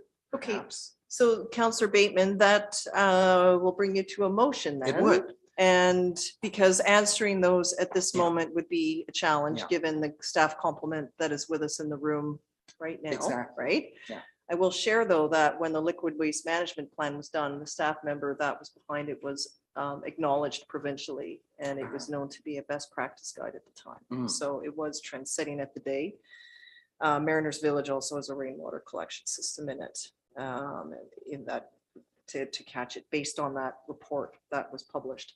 So it would be I'll leave it to you. And then I'd like to, just knowing that we're coming up on 9 and we have a lot of other folks here. So go ahead. So yeah, I'll just move that the committee of the whole recommend to council that it request a high-level staff report on questions raised by the 606 water group. Okay, so that's been moved. That's your motion and you're moving it. Anything to motivate to speak to it? No, I think it's a good subject, a hot subject with with summer coming up and drought season approaching, and with the OCP in particular. This is an important subject. Thank you. Okay. Counselors online have any comment on the motion that's on the floor? Sorry, I missed you for the questions, but I'm sure you would have let me know. Go ahead, Counselor McMahon. Yeah, just clarity. Is Councillor Bateman looking for just answers to those questions? He said a high level, so I think it's just best that our staff are able to answer, given the service delivery that we do. Is that correct? Yeah. Yes. Okay, so it's just answers to those questions. Yes. Okay, perfect. That's all I wanted. Thank you. Councillor St. Pierre. Okay, Councillor Beddoes, I believe, then Logan. Yeah, I'm just, I'm not quite sure what we're getting from staff, because a lot of those questions that were put by this presentation were ones that can't be answered by us. They'll be answered by the CRD and water. So is that motion mean just those questions that pertain to us? Or, I mean, there's quite a list of questions there, and I went through them myself and made some notes. Not sure, yes, take into account CRD, you know, so I'm not sure what we're reporting on. I'd just like a little clarification. My understanding would be what we actually can answer. Okay. And then that's where I raised the possibility of presenting to the CRD and making that ask there, so that what is out of our jurisdiction, the CRD would be Okay, able to answer, or staff could refer. I'm to the happy with CRD. that, providing that I don't want to put an onerous report on staff of things that they have to go search you the CRD for. It just things under our, so I'm happy with that, as long as that's the understanding. Thank you. Councillor Logans and St. Pierre. Yeah, I was gonna ask the same question, because really the only thing we can probably answer is question 1. The rest is for the CRD for the most part. So yeah, I struggle to support this particular motion the way it's written, but if we want a high level update on the 2010 report recommendations, I think that would be a doable ask of staff. Our staff may have some of this information, and if they don't, they'll refer it out, because the CRD is someone that refers back to us on pretty much every development application that we do. So there may or may not, I don't know. Councillor St. Pierre. I was just going to support the recommendation Councillor Logan's made. I think that my understanding was really looking at question number 1 to determine what recommendations the district has actually acted upon, which ones are remaining, what we should prioritize potentially at a high level. I think that's something that's doable and useful. The rest of it, though useful, I don't think we can acquire with time. But if we wanted some quick answers on a high level, I think question number 1. Well, and I don't want to put a timeline. I know that the group is interested, but just our staff will put it into their work plan, and then we'll do as best as we can with the capacity that staff has. Councillor Logans. For clarity, is this now that we are asking staff to refer out the remaining questions? I would just say that if they have the answer, that they could answer it. Do we have an adequate understanding of how much water an average household actually needs? They might have that answer, and if they don't, Yeah, the CRD does. the CRD does, but we can't, and that's where with the OCP and with all the comments received, they might have that. I don't know.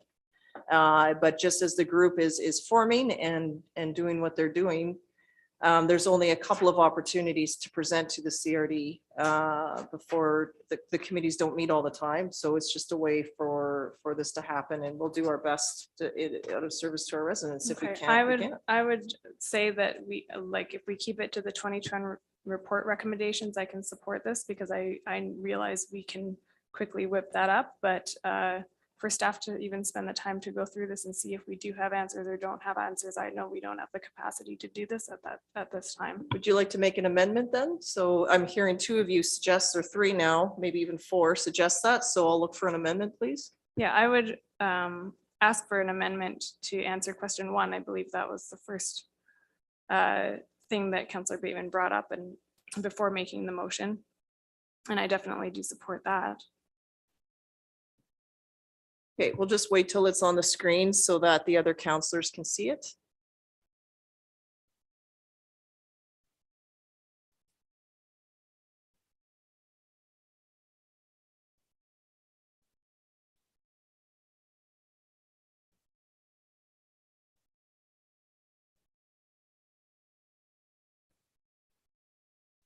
stare at the person typing.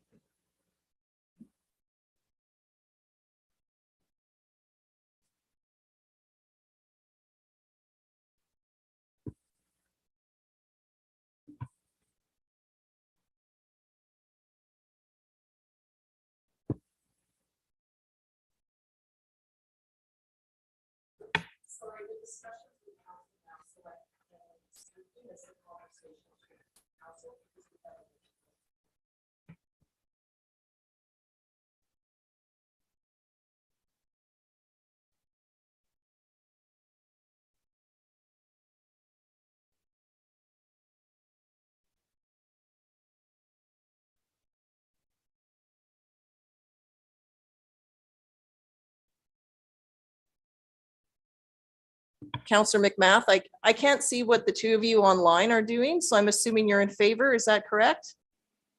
I didn't hear anything for like the last few minutes there. I think we're getting way too complicated. I think it's just simple. It's that we recommend that staff respond to the questions that they can, and just for the ones that they can't, say refer to CRD, and then this group can discuss a timeline when they can make a presentation to the CRD.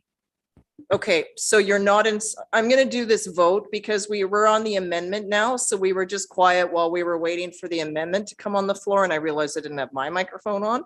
Okay, so I won't be supporting the amendment and I won't be supporting the motion, and then we can restart. Okay, so we're on the amendment, so I'm going to take it from there. So there's the amendment has been moved, so I'm going to call the question again on the amendment. All those in favor of the amendment? And those opposed to the amendment? Counselor McMath, Counselor Bateman, and myself are opposed to the amendment. Counselor Lajeunesse would be in favor because he didn't vote. So the amendment carries. Councillor Lajeunesse voted, it was delayed, and he was against. Are you in That's correct. opposition or for, Counselor Lajeunesse? I'm in opposition. Okay, so the amendment is defeated with Counselor McMath, Counselor Bateman, Counselor Lajeunesse, Mayor Tait in opposition. So the amendment is gone. So we're back just to the main motion that was put forward by Counselor Bateman. So I will call that question again unless someone wants to make another amendment. So I'm not seeing that, so I'll call the question on the main motion. All those in favor? And those opposed? Counselor Logans and Counselor McMath and Counselor Lajeunesse are opposed, so the motion carries. Okay, and thank you for your time tonight for the delegation, and thank you. Okay, so I'm just looking at the time and I'd like to request a 7-minute health break. We might need 7 minutes depending on how many. So it's, according to my clock, is 8:57. So I'll see you back at 9:05. You can synchronize the time. 9:05, 9:05.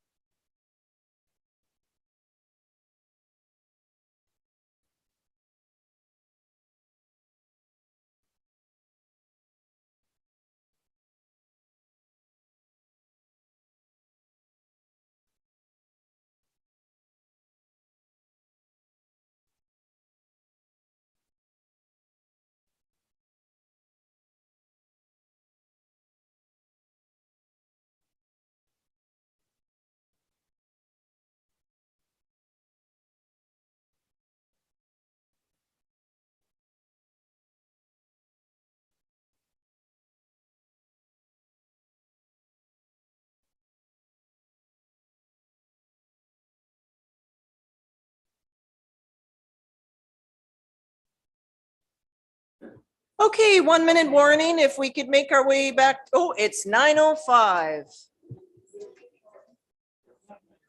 I know. 9:05, Counselor St. Pierre, not to single anyone out, Counselor McMath, Counselor Lajeunesse. There's Counselor McMath, thank you. Counselor Lajeunesse, well, we have quorum and everyone's seated, so there you are, thank you. Okay, so that moves us into the next part of our report, which is item 5.2. So 5.2, 5.3, 5.4, and 5.5 are all reporting out from the committee members. So I'll welcome Ms. Boss Front, reporting out from the Community Economic Development Committee. Good evening. Thank you for having me. So, District of Sooke, yeah, Community Economic Development Committee. As you'll see in the next slide, no longer purely business committee, but addressing different committee issues as well. Here it is. So, members, a good bunch of diverse and knowledgeable individuals from different sectors, including nonprofit, provincial, in addition to the regular business, construction, and so forth. Among the members, there are also academics within environmental studies and member at large, a wise man, namely Sam Purdy. Staff have varied in attendance depending on the issues. We did have a coordinator at one point, but due to personal reasons, was no longer with our committee. And but last but not least, we had Chandra as part of who was upstanding throughout. I think you need to change the battery.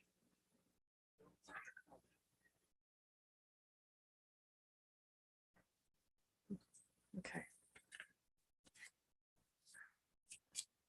All right. So what have we been doing the past year?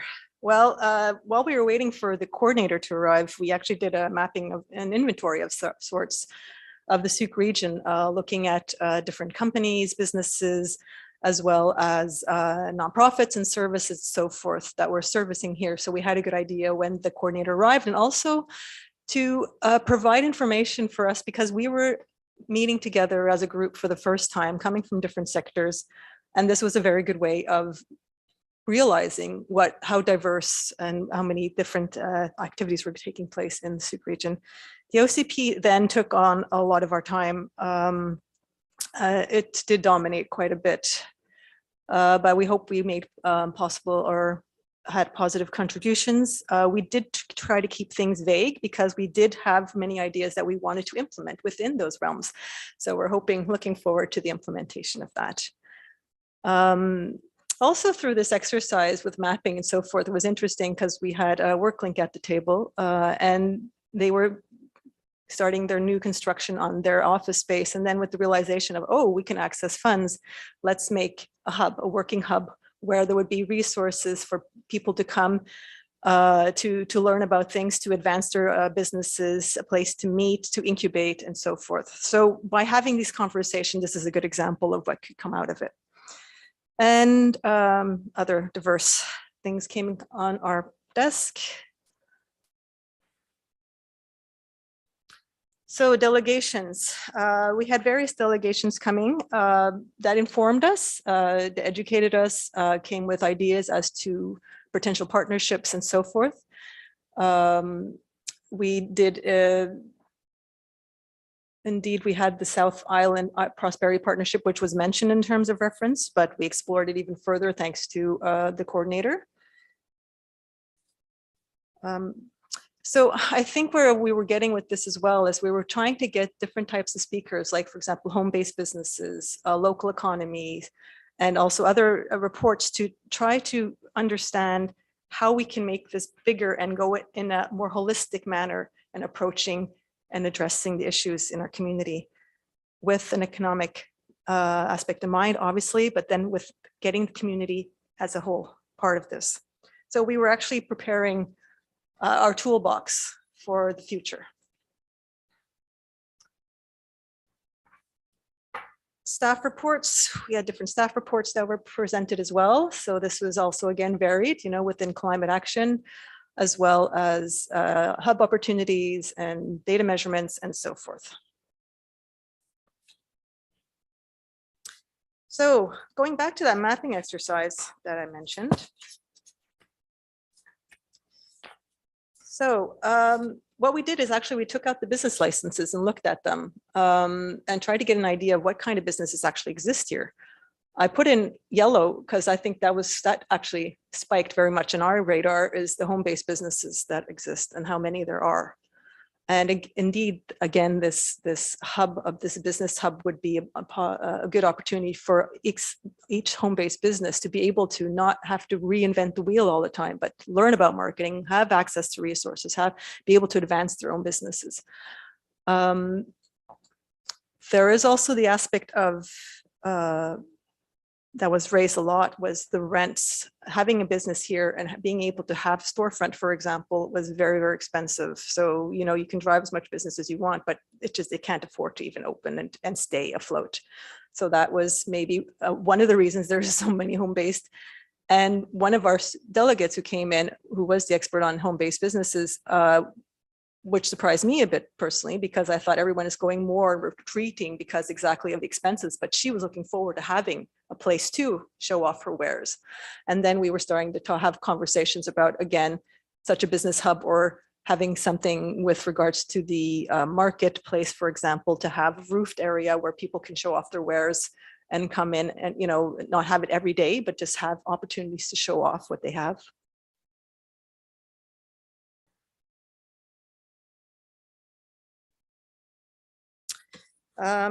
I wasn't here too long ago, so I think you recognize this one as well around the nonprofits. So we also did a mapping around the nonprofits, which was an eye-opener for, I think, the Chamber of Commerce and for our construction representatives around the table. So there's also been numerous reports that we have put in our toolbox, District of Sooke housing and economic analysis reports, obviously, and different community reports such as homelessness, seniors managing at home, youth activities, food security, and pending mental health report. So when reviewing the terms of reference, I think we did a pretty good job at doing what we're supposed to do on that. Again, the OCP did take up a lot of time, and it felt a bit as if once that exercise was done, the committee couldn't move maybe in the same way, because we were, if you recall the initial list of participants or members of the committee, there was a bunch of go-getters in there and we were really excited. So we put this inventory together, we got the coordinator, and then now we have to do the OCP. So we were really gung-ho wanting to do things and recognizing that the OCP is very important, and we were happy that we did that. But afterwards we were like, okay, let's get back onto it. And then because of the cycle and the election cycle and so forth, now it was sort of the council, the committee was sort of a bit in a stalemate. So there was some frustration around that. But with regards to the terms of reference, we looked at tourism strategy and also the buy local initiative. Around this tourism strategy, the representatives who were part of the tourism industry, and maybe Lee can talk more to that, it was felt that a lot has been done already, and then there was sort of a logistical limitations now. Why do we promote something when we can't just expand it anyway? So there was a conversation around that, and we have to revise that and look at that. So does it make sense to have a lot of campaigns when the infrastructure is rather limited? So, and what are the options and so forth, and how much do we want to expand into that? Apparently there's never been any analysis done on that area in our community. So it was suggested that maybe that has to be looked at. Also looking at, who was coming here, who do we want to attract, what is it, what is being spent on, what's happening. So there are some questions around that. With regards to the buy local initiative, again, if everything is so expensive to have, if it's so expensive to have a business, then it's really hard to invest in buy local. Maybe, but you can have those initiatives, but I think there's other issues that need to be addressed, as well. But then again, these conversations we would like to have them, with these upcoming activities. So as you all hopefully know that on Wednesday, we're having a nonprofit forum where we'll be having nonprofits gather together for the first time in a while. And there we can talk about different activities that the nonprofits can contribute to with under the OCP and mapping of the networks and so forth. And then I would like very much to organize in September for a nonprofit meeting of the minds that was suggested earlier, finding ways to support the district of Sooke under the OCP. So there was a very, within the committee, the CDC committee was very much, let's still do something while we're waiting for the election results, while things are happening. So we can, when everything is settled, that hopefully there are certain things that are mapped out that are very clear, and then we can move forward with different initiatives that are coming forward. Also within the committee, obviously there is the wish to have an economy that attracts industry and manufacturing as well, but it was recognized that we do need certain infrastructure, physical and social, to be able to do it. So it has to be measured and has to be planned and done well. One representative sorely wished that they could understand what Sooke would look like in 40 years, but obviously we can't. But if we can maybe compare with other countries that have actually advanced more in certain ways with regards to technology and so forth, and how they are working, that might give us an idea. Thank you.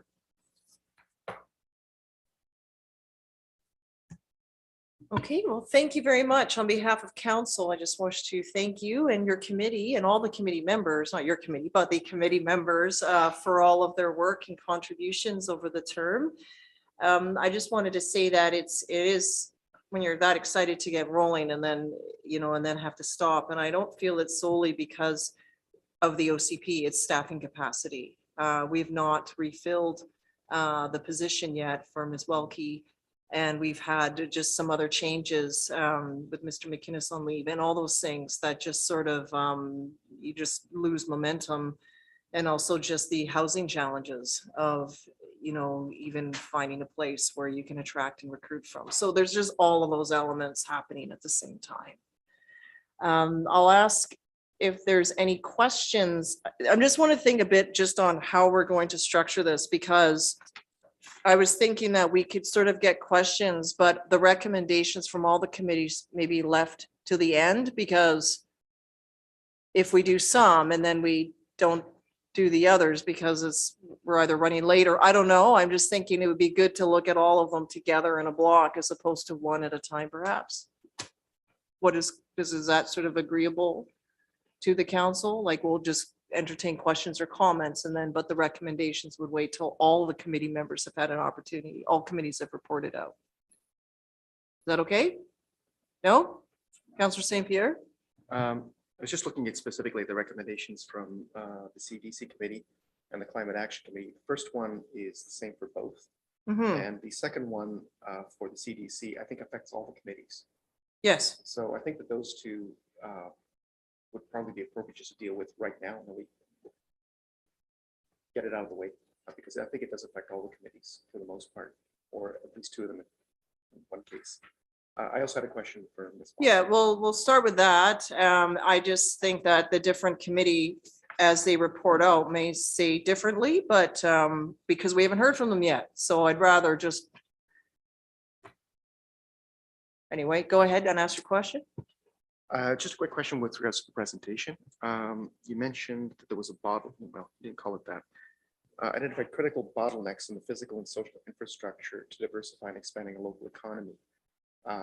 Just something very more specific, because infrastructure is a very broad term, and social is also very broad. Yeah, no, I think well, I'm just and Councillor Lajeunesse, please jump in. I think, for example, with tourism, I understood there was the roads or the camping spots or the, that kind of stuff, it could be that. Or for example, if we want to invite, there was a discussion, let's invite a company in to, do something here. And then it was sort of well, healthcare, housing, there's all these different things that are not here, not present, to be able to enable, to invite. And even if you were, if we wanted to go that route, there's so many things that we're lacking already now. And then we're going to increase the population even more than anticipated to be able to fulfill that wish. they're again, looking at the home businesses, looking at how many people are living here and working here because they can do so remotely, that it's, we had the conversation around, well, how much is this going to be? Is it going to be all this? No, there are people are different. People want to do things with their hands. People are thinking, it's not everyone is going to be off the computer either. So it's sort of that diversity of the population. But indeed, if you don't have certain infrastructure, then maybe you'll attract only one type that will be able to work here because they can work from remotely, and then the others won't. They will maybe go somewhere else because they can't live here anymore. So it's, allowing for that diversity as well. And, of course, we were talking about how, well, we have an aging population. A lot of people are attracted to retire here. Okay, well, maybe we have to look at the whole care service that we provide here. And there's a lot of women who are living at home and need some extra money. And then while their kids are small, it doesn't make sense. Maybe they can be care providers of some sort. There's just ways of looking at our present population, where the gaps are and the needs are. And that's exactly where we would also like to have that further thought through that think tank in September, to explore those things, to actually look at who is living here, what kind of types are living here, and adapting to that. But then, it's to look at more holistically in pieces, but then also holistically in the end. Yeah. Thank you. Hope I answered your question. I think if I might just add to that, this is something that has come up with the SPA committee as well, and I know that JP is going to talk about this a little bit, but one thing that the Community Act Dev Committee didn't talk a lot about was the thriving sort of arts and culture scene that we need in Sooke. And I think that plays an important role in economic development, because if you have a thriving arts and culture scene and businesses and potential businesses that we're trying to attract here, if they're aware of that, it helps to kind of grow the economy as a whole. And so I think JP will probably talk about that a little bit more, but that's just something else that I wanted to add there. Did you have a question, Councillor Lajeunesse? No. Councillor Bateman then? Yeah, so in terms of process for how we're going to proceed with this, I think we have 3 council liaisons in the room. So I was glad to hear Dana, Councillor Lajeunesse, speak up at that point. And hopefully when the climate action presentation happens, I will be able to speak immediately thereafter as a council liaison and share my perspective. And likewise with Councillor St. Pierre with land use. So that would be my suggestion. And yes, I agree with you that we should deal with the motions at the end once we've heard the 3 presentations. And I do have some questions, and thank you for your presentation and all the work of your committee. To me, the legacy piece for your committee is the CED strategy and action plan.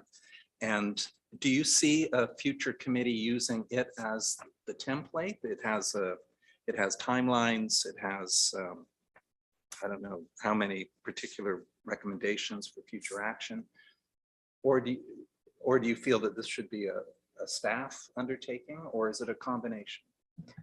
Oh, I hadn't thought about the staff element, because I'm hearing often about the staff limitations. I think the approach is sound. I think there is, I actually, we all appreciated that the OCP was rather broad, so that there was room to have innovative ideas and incubate things. We would appreciate a staff member, obviously, for that committee. Just to say, to add to that, we appreciated very much that there was a representative from the Climate Action Committee on board with us, and we would welcome an arts person if that was so in the future, that this committee would be in the future. But because we've had very rich discussions, and it's important to have the different angles. So the representation from the community is very important, but then obviously you have to have the coordinator or the staff to steer it, to process it, and to advance it, because we felt often that, well, through organizing this meeting in the fall, we felt like we could actually advance it, because we do want to do it within the realm of, with the district planning and so forth, because we feel it's more power in that. So it does, we do need someone to drive it. Yes, we do. Yeah, I know that our CAO in absentia, he has long seen the Community Economic Development Committee as the alpha committee for Sooke. And so your recommendations of individuals from other committees joining it. And of course, it must be noted that the next council will determine what committees it would like to proceed with entirely. So it's difficult for this council to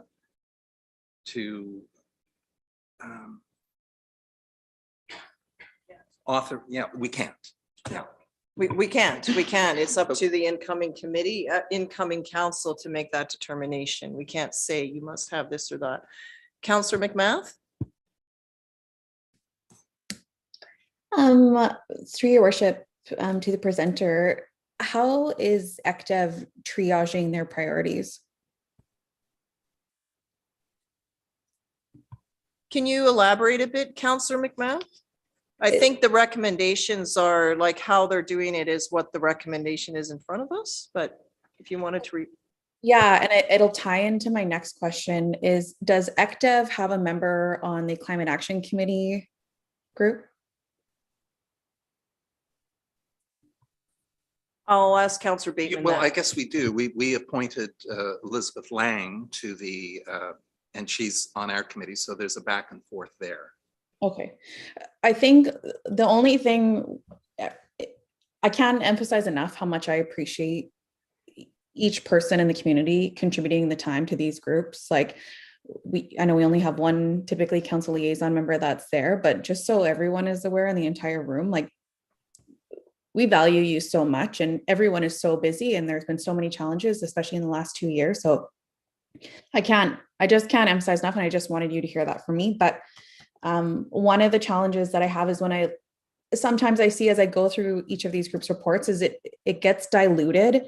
And I know there's always, everything is so interwoven, but sometimes I see ECDEV dipping into a topic that, in my opinion, belongs to the Climate Action Committee.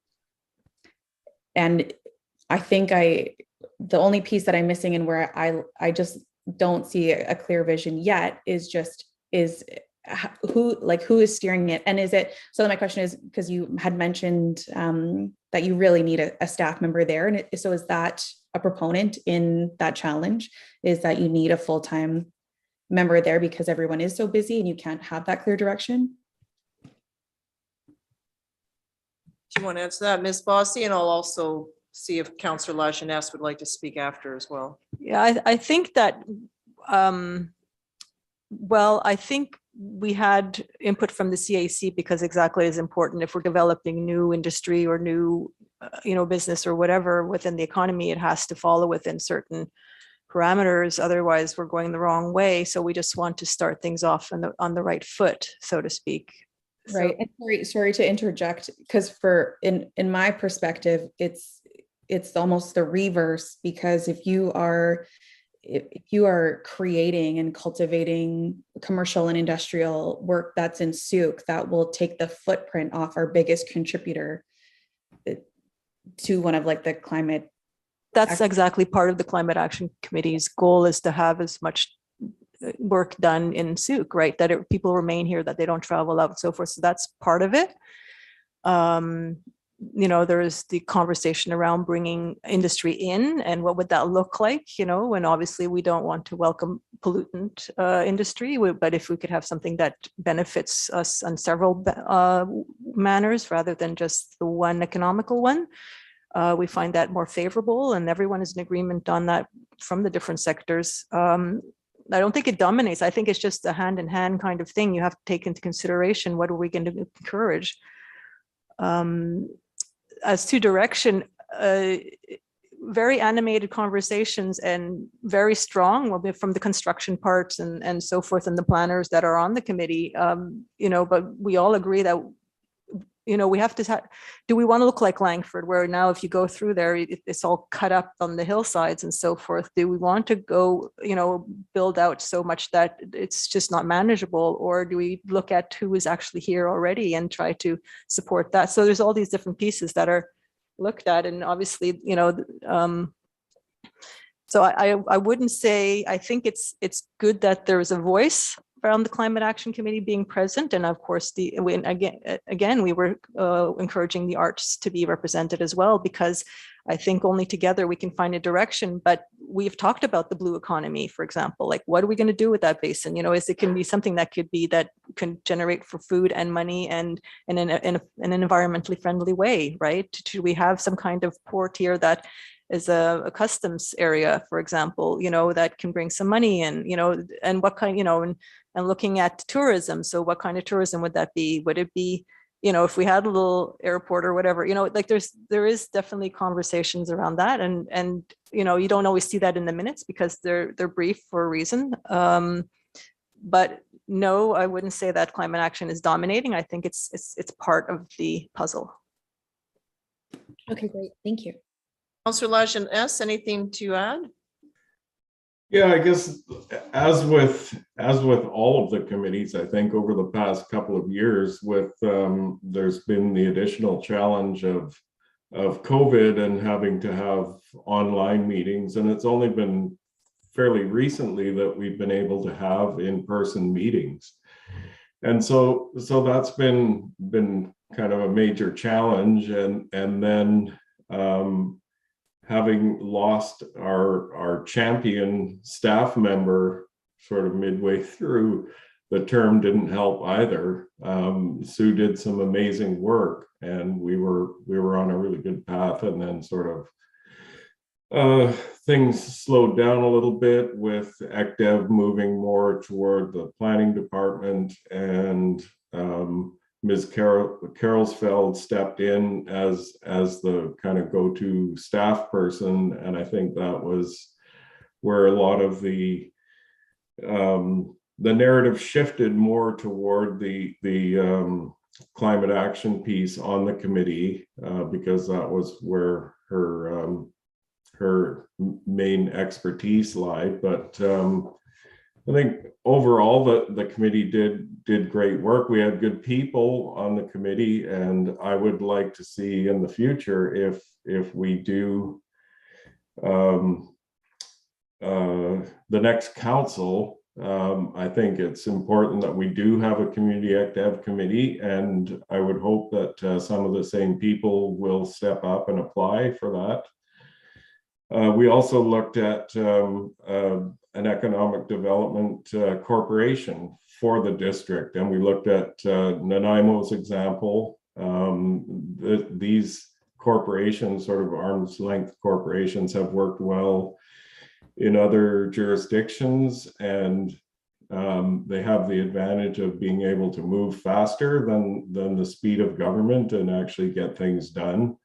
The other challenge that I think we have in Sooke, and maybe this isn't unique to Sooke, but we have a lot of really excellent organizations doing amazing work, and a lot of that work is happening in silos, and people are not necessarily aware of what other groups are doing. And so to have kind of a central organization to coordinate those efforts with some paid coordinators to actually keep things moving, and just to keep people aware of what other groups are doing. And yeah, so that's about it for now. Okay, thank you. Councillor Beddoes. Yeah, I just wanted to thank this committee for all the work they do. The other thing that I find very pleasing is that the economic development is married with the climate action. I do think they go hand in hand. And again, it's tied up with the OCP. It's very clear that whatever we do, we have to do it through a green lens. And with that vision in the OCP, I don't want to see us blowing the tops off our mountains because of economic development, as I see in other municipalities. It was very clear that the people of this community have a vision. And I think working with the economic development, we can have it both ways. We just have to do it smart. And I think this committee, with the right people on it, will be an asset in the future. So I just want to thank you for your work, for your whole committee, and that the marrying these two groups together, I think, is a sensible way to go. So pretty pleased with that. Thank you. Okay, thank you. Thank you very much, Ms. Bossy, for your time as well as the committee's time. The committees were structured to wrap up at the end of last year, but because of COVID, everything just extended out. So that's where it's just, we're in this interesting place now. But then the pandemic just disrupted all of our work, generally speaking, and everyone's lives as we know it, right? I'm just going back to our strategic planning session, where at that time, council tried to invite many different stakeholders into the room that participated in the planning so that we could try to avoid duplication and find synergy. And the intent there also was to, I think, I was just looking at that because I remember we just kept talking about green lens and that climate action doesn't belong in one particular committee, rather it needs to just be a foundation that we look through all of the work that we do. Like, it's not just ECDEV, it's development, it's everything, it's the environment, everything we stand on, as we learned earlier. And so but again, it's up to the next council to decide if and what committees they form, and we can make recommendations and hope that they take that time through orientation to just learn and do better, improve. That's all you can hope for all the time. So thank you very much. I see that what is on the screen is changing from what's in the agenda, because I thought of the counselor, to your point, Councillor Bateman, of the counselor designate to speak and introduce the committee, but I was relying on what was here, and I see that that's changed. So that will be the format that I'm going to use, is the one that you suggested, where I will go to the committee member first, as outlined here, and then to introduce the chair of the committee and invite that person forward. So that's shifted, and that's how we're going to go. And I am going to, as chair, rule that we entertain all motions at the end. And if someone wishes to challenge me on that ruling, so be it. But that's what we're doing. Okay, next up. No one's challenging, so don't complain, because you've given me that opportunity. So that's 5.3 would be the Sooke Program of the Arts. So Councillor Lajeunesse, I will turn it to you, please, and then over to the committee, please, committee member. Yeah, and apologies to Christine that I wasn't able to introduce her properly to get her started, but presenting for the SPA committee will be JP Elson, who has an extensive background in arts with the provincial government of Saskatchewan. He's worked as an author and producer in numerous international marketing events incorporating creative industries, including music, visual arts, book publishing, and media or digital media. Producer of Canada's Diversity Awards, Canadian Comedy Awards Festival, Hearts of the Métis Awards, the Gemini Awards, Juno Awards, Western Canadian Music Awards, and Canadian Country Music Awards, and the Aboriginal Music Initiative, among many others. And Lee Boyko, most of you know, is the executive director for the Sooke Region Museum and Visitor Center, and has done extensive work for the community and the history of Sooke. And Lee joined the committee late in the game, and it was after the committee had sort of morphed into the idea that we should revitalize the arts and culture plan that was done in 2010, I believe. And Lee's arrival on the scene was quite timely because of his historical knowledge of how that original document was put together. And it really did change not change the direction, but Lee offered an enormous amount of insight into the arts community in Sooke, as most of the committee members were relatively new to the art scene in Sooke. Lee's contributions have been invaluable. And so with that, Lee and JP, take it away. Okay, just before you do, Counselor, as the liaison, is there anything you wish to report out? In addition, thank you for the wonderful introductions. Anything to report out as the council liaison member? No, I think the two presenting will do very well at that. Okay, thank you. Over to you, gentlemen. Good evening, Your Worship and councillors. I don't know if you're going to like this or not, but we don't actually have a PowerPoint presentation because we actually have a formal written report in draft to you. So, but that said, we can certainly outline some of the things. For the past 2 years, and it started almost exclusively by Councilor Bateman's motion a couple years ago with respect to looking at family friendly festivals and things like that. And we looked at that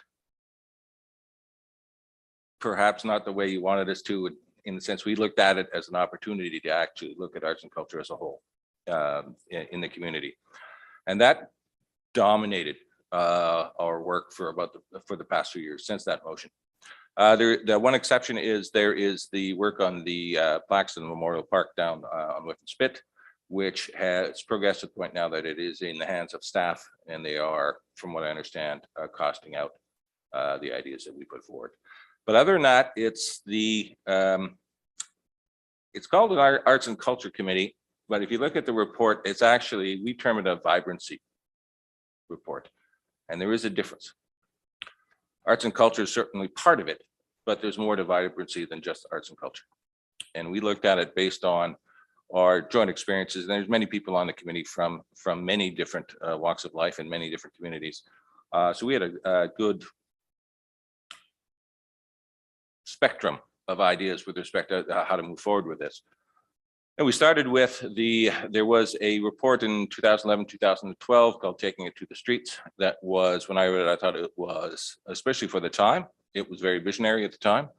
And I think time has proven that correctly, because if you look at what Victoria itself did in 2015, 2016, they clearly just took the Sooke report and changed the title page, the way I looked at it. So there is, but that said, it is 10 years, and it's 10 years, not only in time, but in Sooke, 10 years here is maybe 100 years in some other community. So we looked at that as the opportunity to actually not just update it, but perhaps expand it to the concept of vibrancy rather than just arts and culture. So the things that we are recommending, and what we have now is in draft. We are not presenting this report to you yet. We have one more meeting to go through to actually approve it. So it is in a draft, but I understand we don't exist after June 30th. So we had to get something in front of you, but we're coming back in July just to say, okay, now we voted, now here it is. The main difference between this and what was done in 2012 is the goal. The means are the same in the sense of supporting a very diverse arts and culture community, but the goal is to establish it, as it should be, and as it is in many successful communities, as an absolutely foundational pillar of an economy, of a community, is vibrancy. Especially if you look, and some of the previous presenters this evening, when they talked about the aging community here, vibrancy is going to attract the opposite end of the spectrum. Is going to attract young people and keep them here. And that's the real purpose of what we're trying to put forward. And Councilor Largeness reminds us almost every meeting, what is it now, 72% of us drive in on that highway every morning?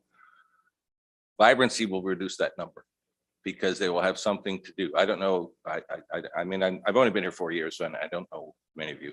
I don't know if you have families or not, but I have two sons. They're 22 and 28 or something, and they keep saying there's nothing to do. I want to move to downtown Victoria. I said, well, you pay for it. Okay.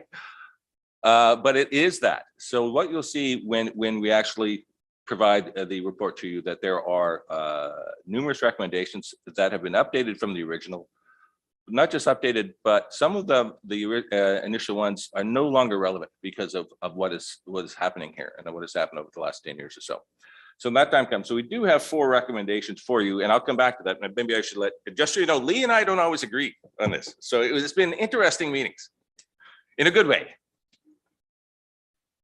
Yeah, I'm not trying to give two reports in one, so I'll avoid doing that. I think that's the important thing is the recognition that there was a report that council received but never adopted, yet it had it on its website for a long time. While we can disagree sometimes about the content of what this new report will be, it's really aimed for discussion. And if you look at our recommendations, is we're looking at that this needs to be taken out to the community and looked at in greater depth than that. And I guess in light of some of the discussions that we just heard a while ago, I think one of the challenges really for this committee, from what I could see, was the terms of reference for one of the committee, how it came to be, and the fractured nature of the, I think it was constituted twice in the past 4 years, if I'm not mistaken, with Brenda, and then it was gone and that. So, you know, that would made it difficult, and you're like very cognizant of the fact that you can't tell the next council what to do, but you know, I'm sure most of you are hoping to be on council again, but really do think about the terms of reference for this committee and the other committees really strategically a lot more, and to make better use of us as we go forward. So I'm not going to say much more. The recommendations are there, and you know, we really think that this sector needs to be part of the economy, needs to be part of the daily life, it needs to be part of the vibrancy of the community. And we need to take this document and the previous document and meld it into the community. And I think that's really what we're trying to do to say today. And just to follow up and echo Lee's points on that, with respect to the existing committee terms of reference, I wasn't here at the time, but looking at it now, I would characterize it as a relatively narrow project-based type committee. And what we're suggesting in this report is vibrancy needs to be a much bigger part of all that. We're happy to hear the economic development people saying that they would welcome our point of view on that. It should be, it's one of the foundational pillars of a diverse and sustainable economy. And that's what we're recommending to you in our report. When we get to that. Okay, thank you very much, gentlemen. Questions from members of council? Councillor, I'm going to go online like I said I would. Anything, Councillor McMath? Councillor Lajeunesse, anything further? No, I'm good. Councillor St. Pierre, then Beddoes, please. One of the things that's been bandied about quite a lot is just the idea of the Economic Development Super Committee that would, you know, do many things. I'm curious about your thoughts on the arts essentially being a subcommittee or something along those lines of the Economic Development Committee or of the Community Economic Development Committee. So that's really community development. What would that look like to you? Is that something you think would be preferred or something to be avoided? And this is where Lee and I might diverge a bit. I would say that absolutely it should be part of that. And if you look at, you know, everywhere from, I mean, I've done projects in Austin and Memphis and Toronto and Glasgow and all these places, all the time where you see it's successful. It's because the local municipal government has accepted that vibrancy is not it's not an expense, it's a profit making activity. And it's not a luxury, you know, and let's throw some few pennies to the arts. No, it's not that at all. It is a driver, an economic driver, and as such, I would say it should be part of that committee. It should be one of the main components of that committee. Right? And I actually would disagree with that. My point is that, you know, the old adage of art for art's sake actually is important. The story I always tell was Evan Wolf was a social credit cabinet minister a long time ago when a bunch of cultural people went into a room with him and came out with all these figures and things like this, and he said, aha, we got you now. Because up to this point, you always said that art's important for society and art's for art's sake. But now that you're saying it's dollars and cents, I know dollars and cents because I'm a businessman.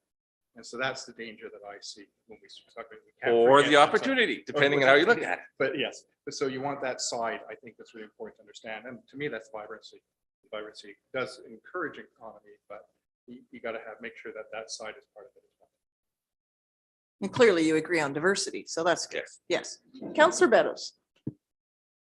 Yeah, that was quite interesting. I have a couple of questions. One is, of course, correct me if I'm wrong, but I think both of you said we need to rewrite the terms of reference. Yes. That is number one.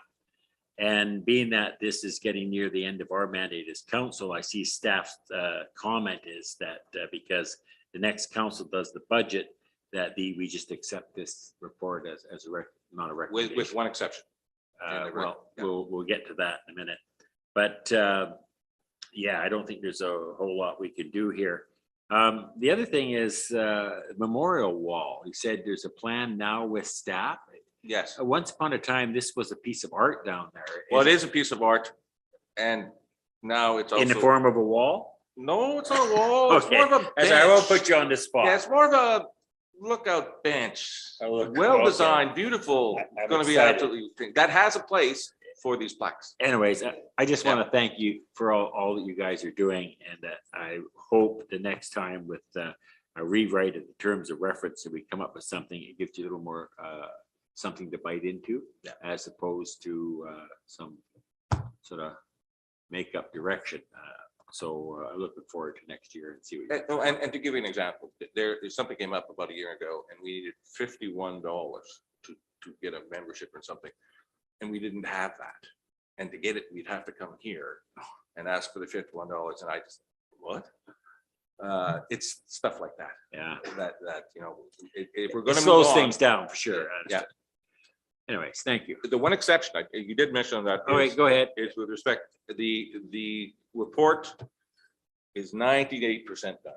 Let's say that. We haven't got these final edits, but we'll have those in a couple of weeks and we'll bring this back to you. But what we're asking for, and I think what staff is supporting us on, is that in your 23 budget, when the time comes, for those who are still here, we will be asking for some money to go up through some public consultation on this. Sure. Thank you. Councillor Bateman. Yeah, thank you. Thank you for your work on this. And just to be clear, the new report is a companion piece to the 2011.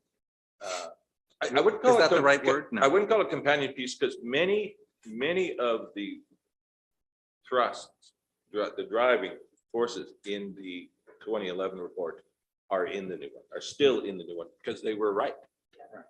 We just updated a little bit about how we're suggesting you could actually implement. Yeah.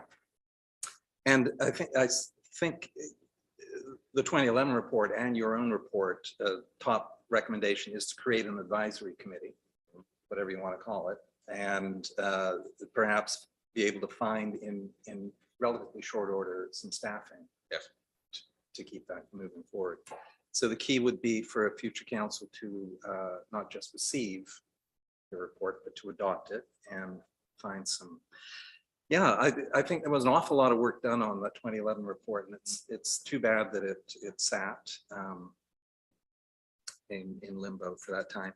I just want to note that go back to that original motion I made back in March 2021, and the idea of it was as a to help Sooke come out of COVID and have some things to do in our parks.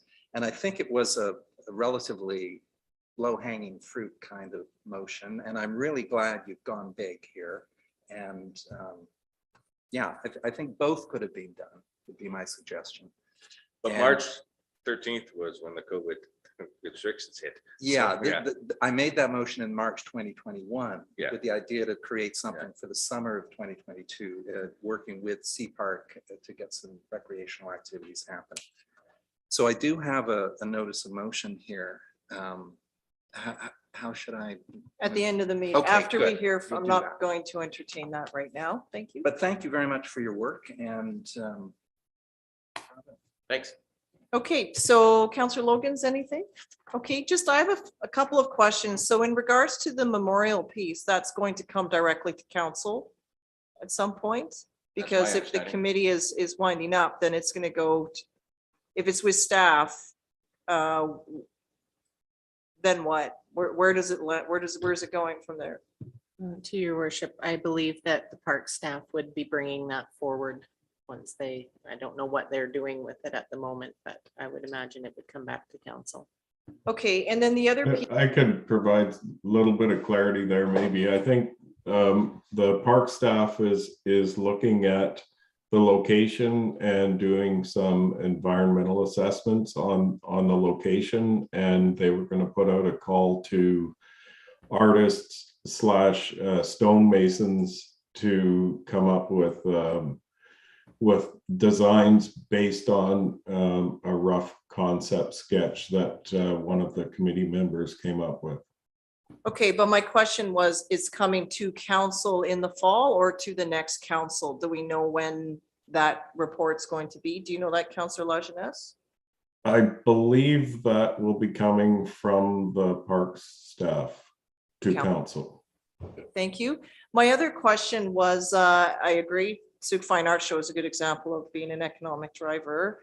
From last year's event, there was a piece of art that the youth of the community did and asked, and then as we looked at it, it was beautiful. I thought it would be nice to have it in chambers as we reopen. However, I understand it went to the committee because of a process in our policy. So where is that artwork and when will we be able to display it?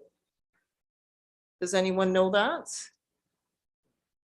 I have no idea. You remember this discussion? No, I don't. I voted against it. Okay.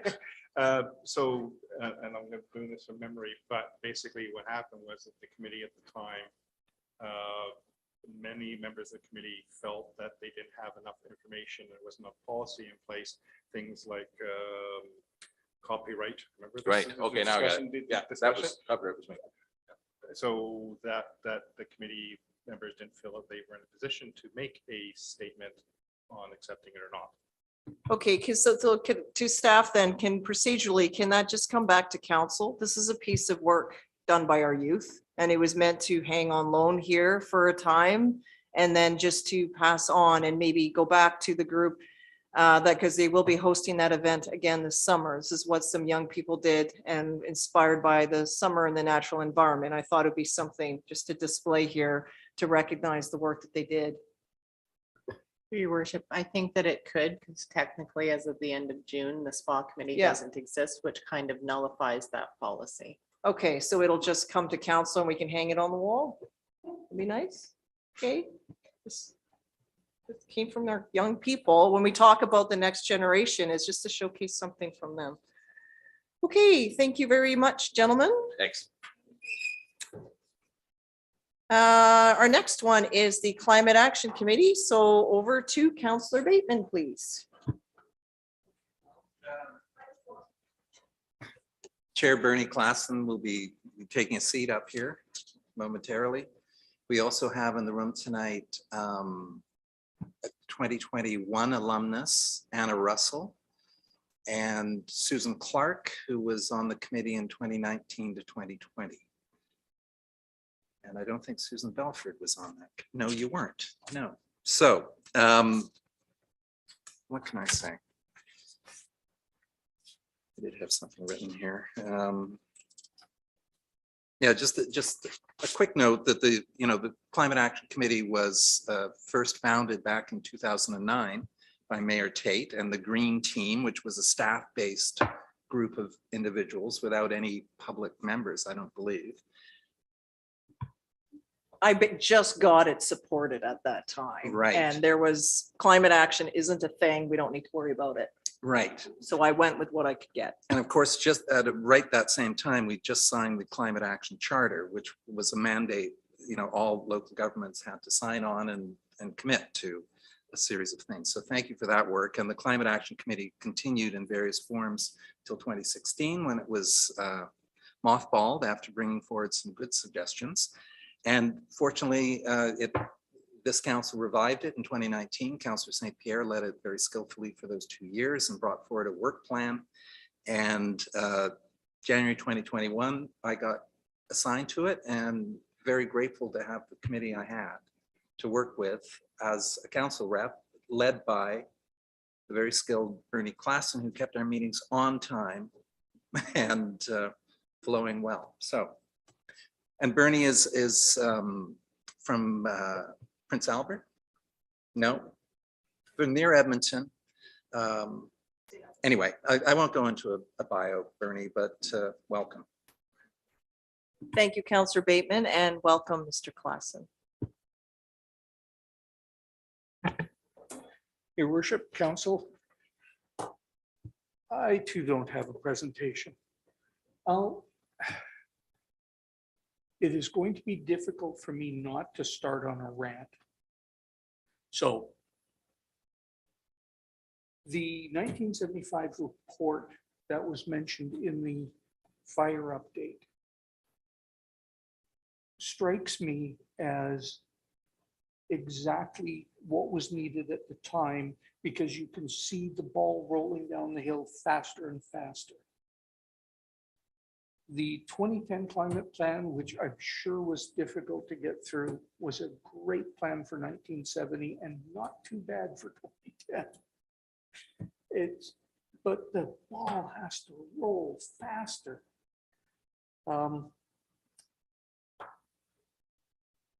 We came in to this committee. We all knew the problems. We all knew the solutions. What we did not know well enough was how to move it all forward. We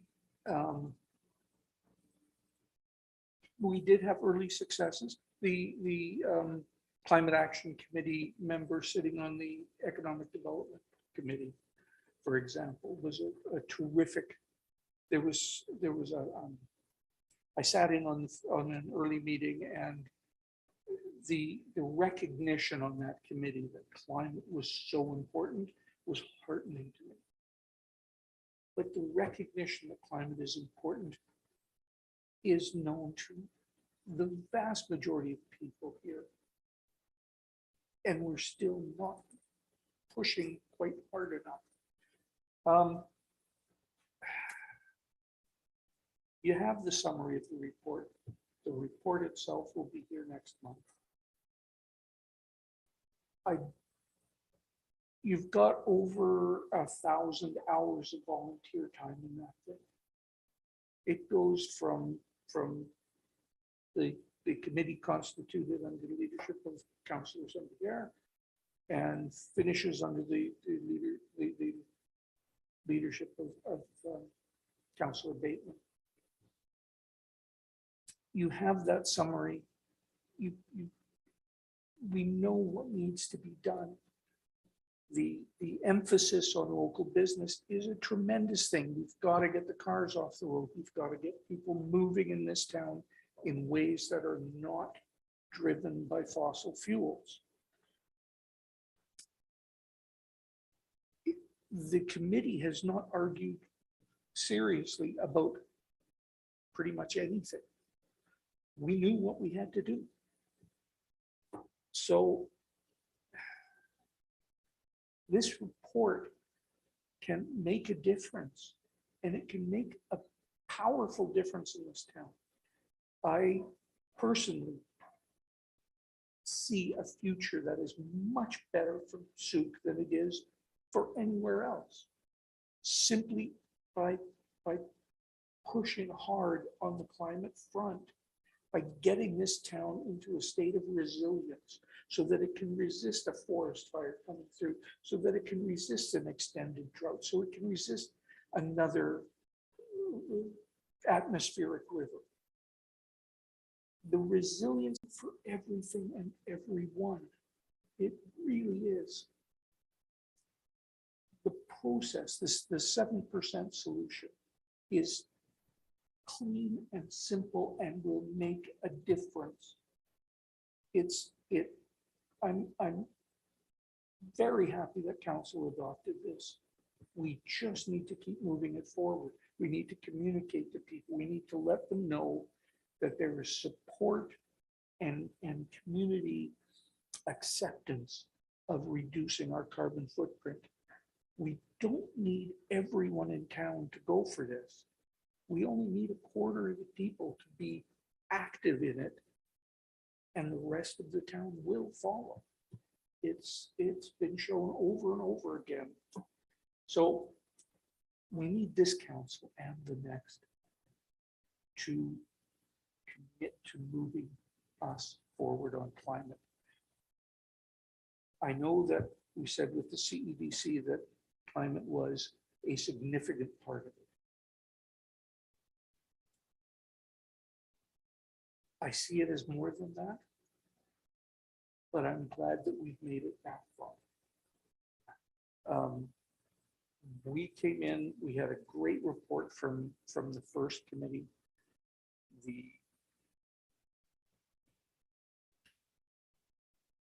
Simply having a report is what every community our size has done. Everybody's got one. Everybody's got a plan.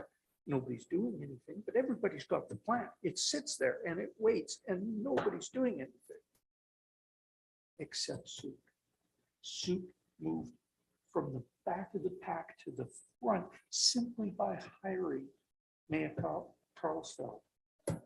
Just putting a little bit of money into it, and all of a sudden, that was it. We were at the head of the pack. It is astonishing how little is being done, and astonishing what small steps can make such dramatic differences. So that's, I'll stop before I get off a serious rant and just say that we really do appreciate council's response to the work we've done so far. The things that we've brought forward to the 7% solution, we do appreciate what you have done, but we have to ask you to keep doing it and keep doing more of it. Thank you. Thank you, Mr. Clausen. Questions from councillors online, starting with McMath? Okay, Councillor Lajeunesse. I have nothing, thanks. Councillor Beddoes. Yeah, thank you very much for that presentation. I love your passion. If you're going to be talking about something, you better damn well be passionate about it. So I appreciate that. I'm still a little confused about the 7% solution. I mean, have we got anything to say if we've achieved that in the last year? Or is it just, because we've been doing this a couple of years now. Well, have we reduced our by 7% or? The 7% solution is, I don't believe, a year old yet. But the current plan is to have it launch in September, I believe. So we haven't even begun it yet then? Begun it. Yes, no, okay.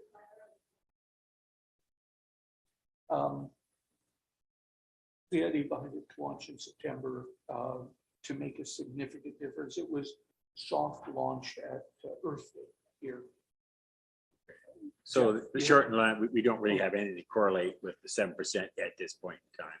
No, and speaking to that, it would be inexpensive and important if, for example, we put in a counter down by Cooper's Cove and just kept track of how many vehicles go out each day and how many vehicles come back. And it wouldn't cost that much money. It would cost under $2,000. And we could have, instead of yearly or multi-yearly updates on what the traffic's like, we could know by the hour. And that alone can, that kind of information can let us see exactly how many cars we take off the road over the next 8 years. Okay. The other thing is that I've been advocating to plant a couple of trees in Sooke. Probably, I thought it would be a really good solution because that will help for the 7% solution. And I planted one tree so far in the last couple of years. So I'm a little disappointed in that wasn't given.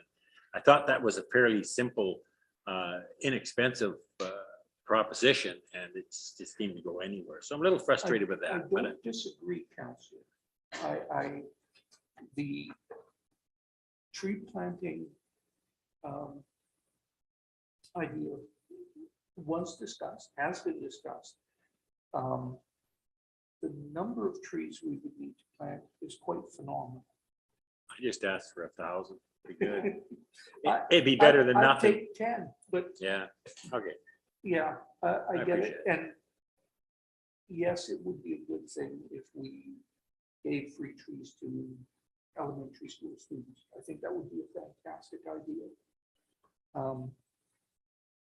But there are more issues than just trees, I think. In this one. Thanks. Other questions from counselors? Go ahead, Counselor Bateman.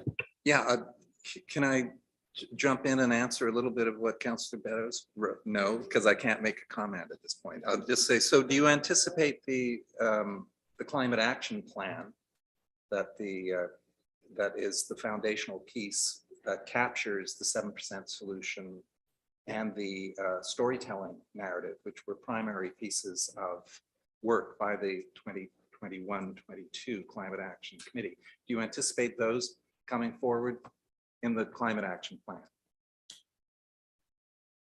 Knock on wood. The idea behind the narrative is to change the way we talk about climate change. I confess I still get stuck in the world is going to end part of it. But it's not the only way to look at it. There is an opportunity here to make all our lives better, cheaper, easier, less stressful. There is a huge opportunity to do that. I could go into detail on that, but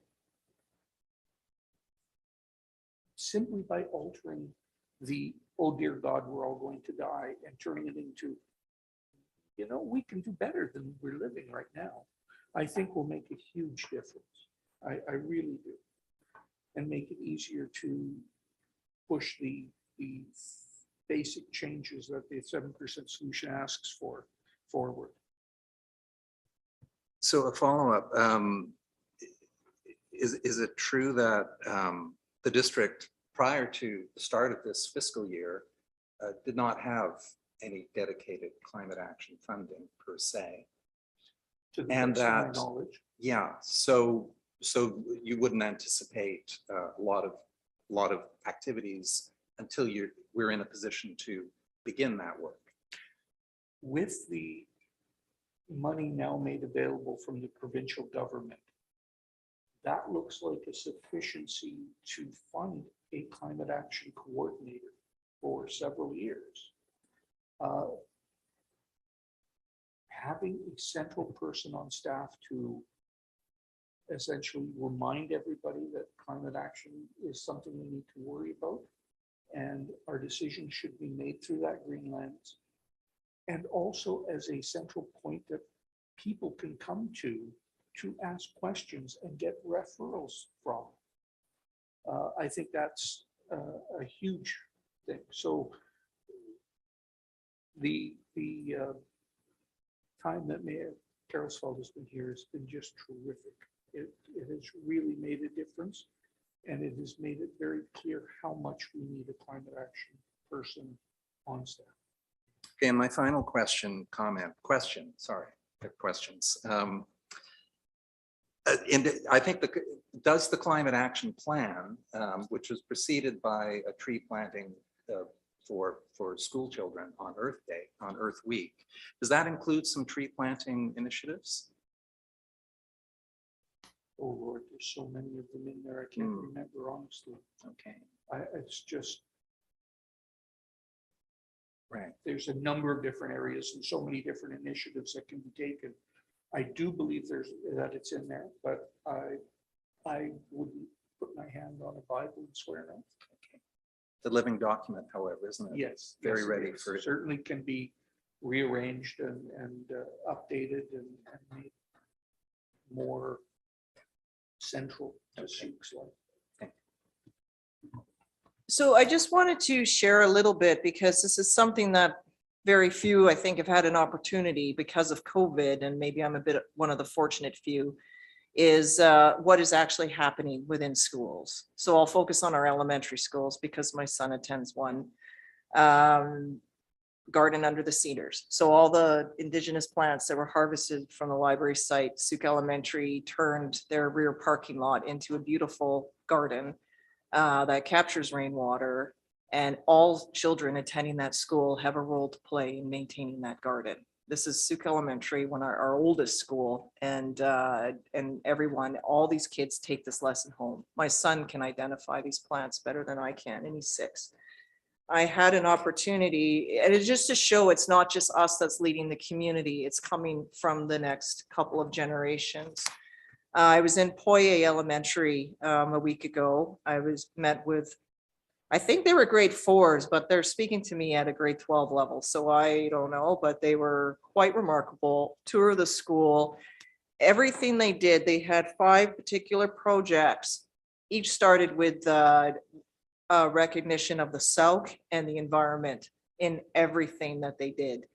And so even with the artwork, when they talk about what we need to do, they all love sports, but they recognize that what we have access to is limited. So they have ideas for that. They feel that more businesses should, and again, it's younger ones, a conservation company, but perhaps more, and this is where I gave feedback, more a lens that all businesses locally could adopt. They even told me a lot about sustainable logging and what that looks like, and including the maintenance of natural strands and so forth.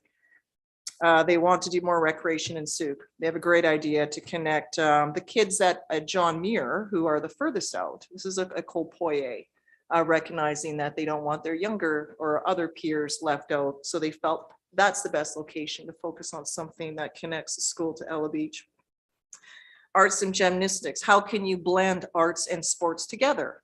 And what does that look like into the future? All abilities, lots of planting trees. I thought of you, Councillor Beddoes. And then several ideas for a youth center. And then they went on about how they're all planting together at least 100 trees. Not all of them have the ability to plant on their property, but certainly that's the goal. And they talk a lot about solar initiatives and repurposing, reusing, and bringing back things like old school arcade games because that limits play. So a lot of sharing, a lot of knowledge. And again, this is from a grade 4 class. Cecinos Elementary, very similar as well in my time that I was there, and certainly the conversations at Sooke Elementary. So we've been shut out of the schools because of the pandemic, and even as a parent, you don't get much of a look in. But when the opportunity comes for me to present, they share, and they're doing a lot of excellent work. And this is our elementary, all of the elementary schools are this generation bringing that forward. This generation also helped us be more wild wise and more safe, bringing the messages that we want to keep our bears wild and safe home because of the managing attractants and so forth. So that's been a tremendous change, and it was led by the students of the Colpoye. So there's significant work happening. I think also if you, for fun, browse through Community in Blooms, the last few years were put together by our staff. It's not so much about flowers, it's all about conservation, sustainable work. Sooke was recognized with 5 blooms each year because of that work. So it's one part, it's not just about flowers, there's every other piece. Our own parks department is leading the way with anticoagulants and keeping our owls and our other birds safe because of the methods they're already using. So while it may not be one staff member, these are whole teams of people doing excellent work. We don't even need to put in a pesticide ban for operations because they've never used them. Even what they plant and how they do their work, that department is led by Ms. Hooper. So, and our fire department, again, there's work that they're doing with the best they can with the equipment that they have, even with the biofuel, the biodiesel that is needed to power our trucks at this time. And certainly the recommendations that coming forward from an engineering or planning perspective all adopt best practices of the day. So there is, like, I just don't want you to be discouraged and worry about the end, you know, because there's a lot of good work happening. We just don't always share it out. And it's not just one person. I'm standing like below us are teams of people that are really looking at how to keep Sooke safe and sustainable into the future. And they all have children, and there's all this messaging happening back and forth. But whenever you want to be inspired, go talk to some of the school kids. It gets harder as they get older, but when they're young, they embrace it. Like, they're very easy to talk to when you get, and even the high school find ways. Yeah, But Patrick Gailey at the high school is pushing forward a lot of strong environmental initiatives as yeah, well. I was disappointed that we didn't have a couple of Greta Thunbergs on our committee. That would have been a very important thing to have had, and we didn't. But I don't know how to change that. so there's a lot happening. So I Yes, don't want you to be discouraged. Yeah. But it's just because we've all been shut, a lot of the storytelling doesn't come out. And even the great work that our district staff do, there's so many things happening all the time. It's like, yeah, whatever, we did that. Well, we got to move on because we're growing and we have a lot to do. And I think even just having someone in communications is helping to amplify the work that we're doing within the municipality. Councillor St. Pierre? Just like to provide another little message of hope. When the action plan from the Climate Action Committee, when it went to the budget, and many of the items that were actually within the action plan were actually within the Transportation Master Plan, within the Parks and Trails Master Plan.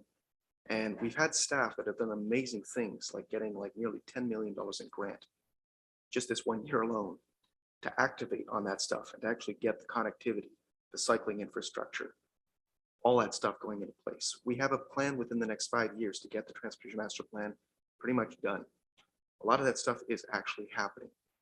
The other important thing to consider is that the densification, for example, we have the possibility of large developments putting serious density into our core and our waterfront that will actually allow us to develop the local economy. There's a huge amount of really positive stuff happening. Along with that, there's a lot that we really can't even touch because we're not able to touch it. But insofar as the policies and the direction that staff is taking things, it's a lot more positive than it looks, and it's moving in the right direction. Just Thank you, Mr. Klassen, for your time with us today. Thank you. And the committee as well for all of your work over the last, I know it's been different people, but certainly collectively for 4 years. Okay, that brings us to Land Use and Development Committee. So over to Councillor St. Pierre. right. I wasn't actually prepared for this in any way, but I'd like to first start by just mentioning the names at the very least of everyone who's on the committee. We were extraordinarily fortunate. We had, I think, actually, I should say this about every committee. The people that we've had come to our committees in the last few years, in our entire term, have been exceptional and amazing.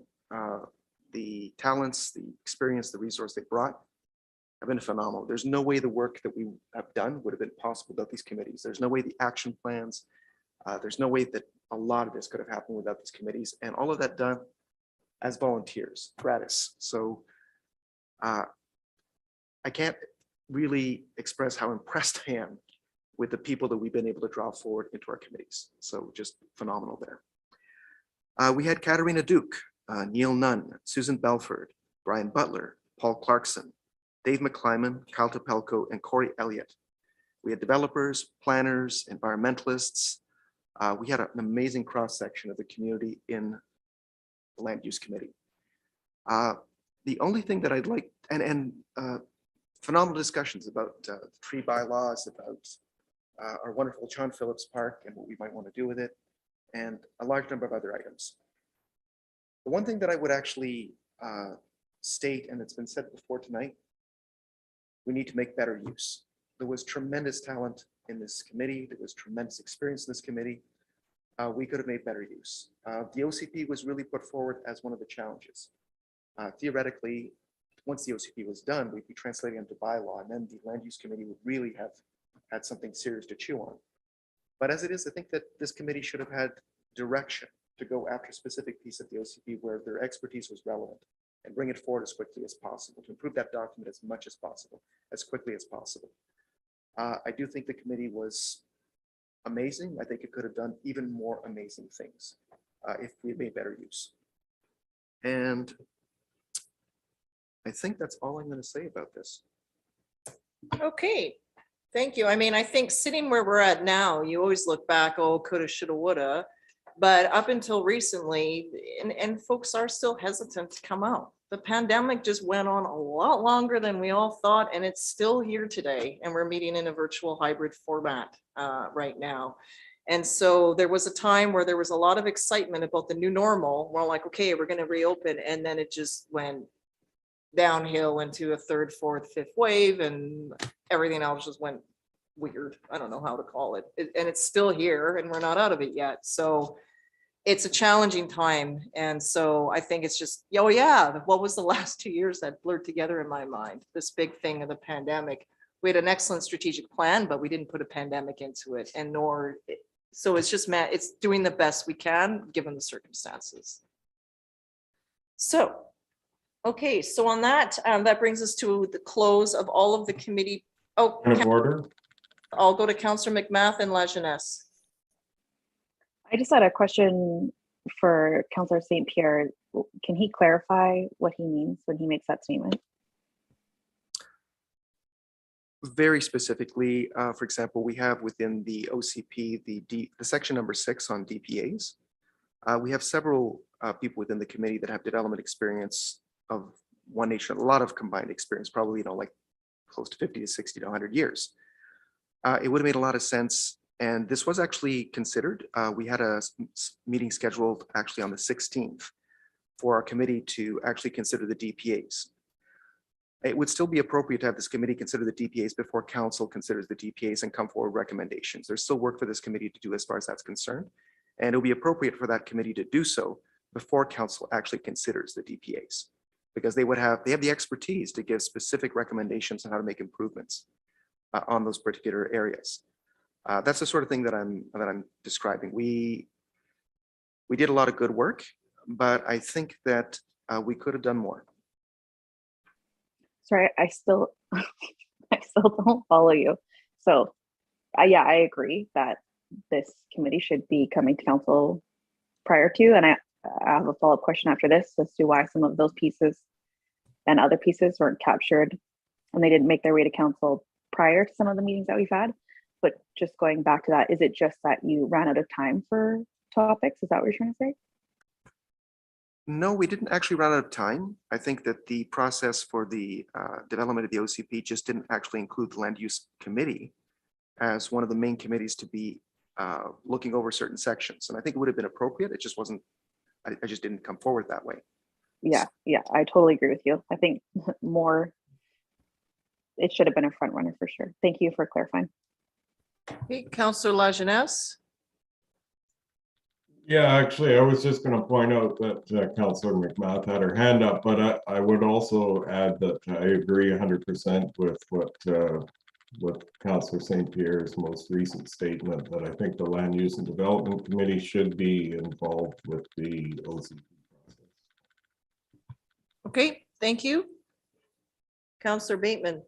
Yeah, so following up a bit on that, so was there an actual land use committee meeting to be dedicated to the development permit guidelines? We had one scheduled, but because council needed a lot of time to go over the OCP itself, it was actually canceled. That was our last meeting where we went over the OCP. At that point in time on that meeting, land use committee was supposed to look over the DPAs. Well, is it possible on short notice? You've got Okay, till June 30th. we're drifting here and we don't have a motion on the floor. So let's just wait till we have something Okay.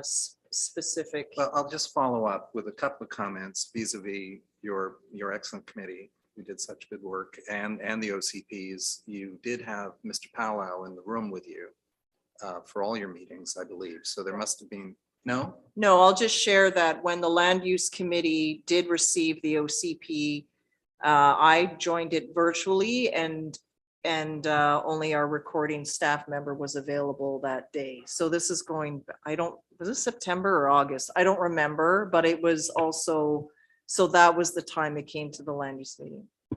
I do have the minutes from that meeting. It's October 13th, 2021. And there is a 2 pages of comments here.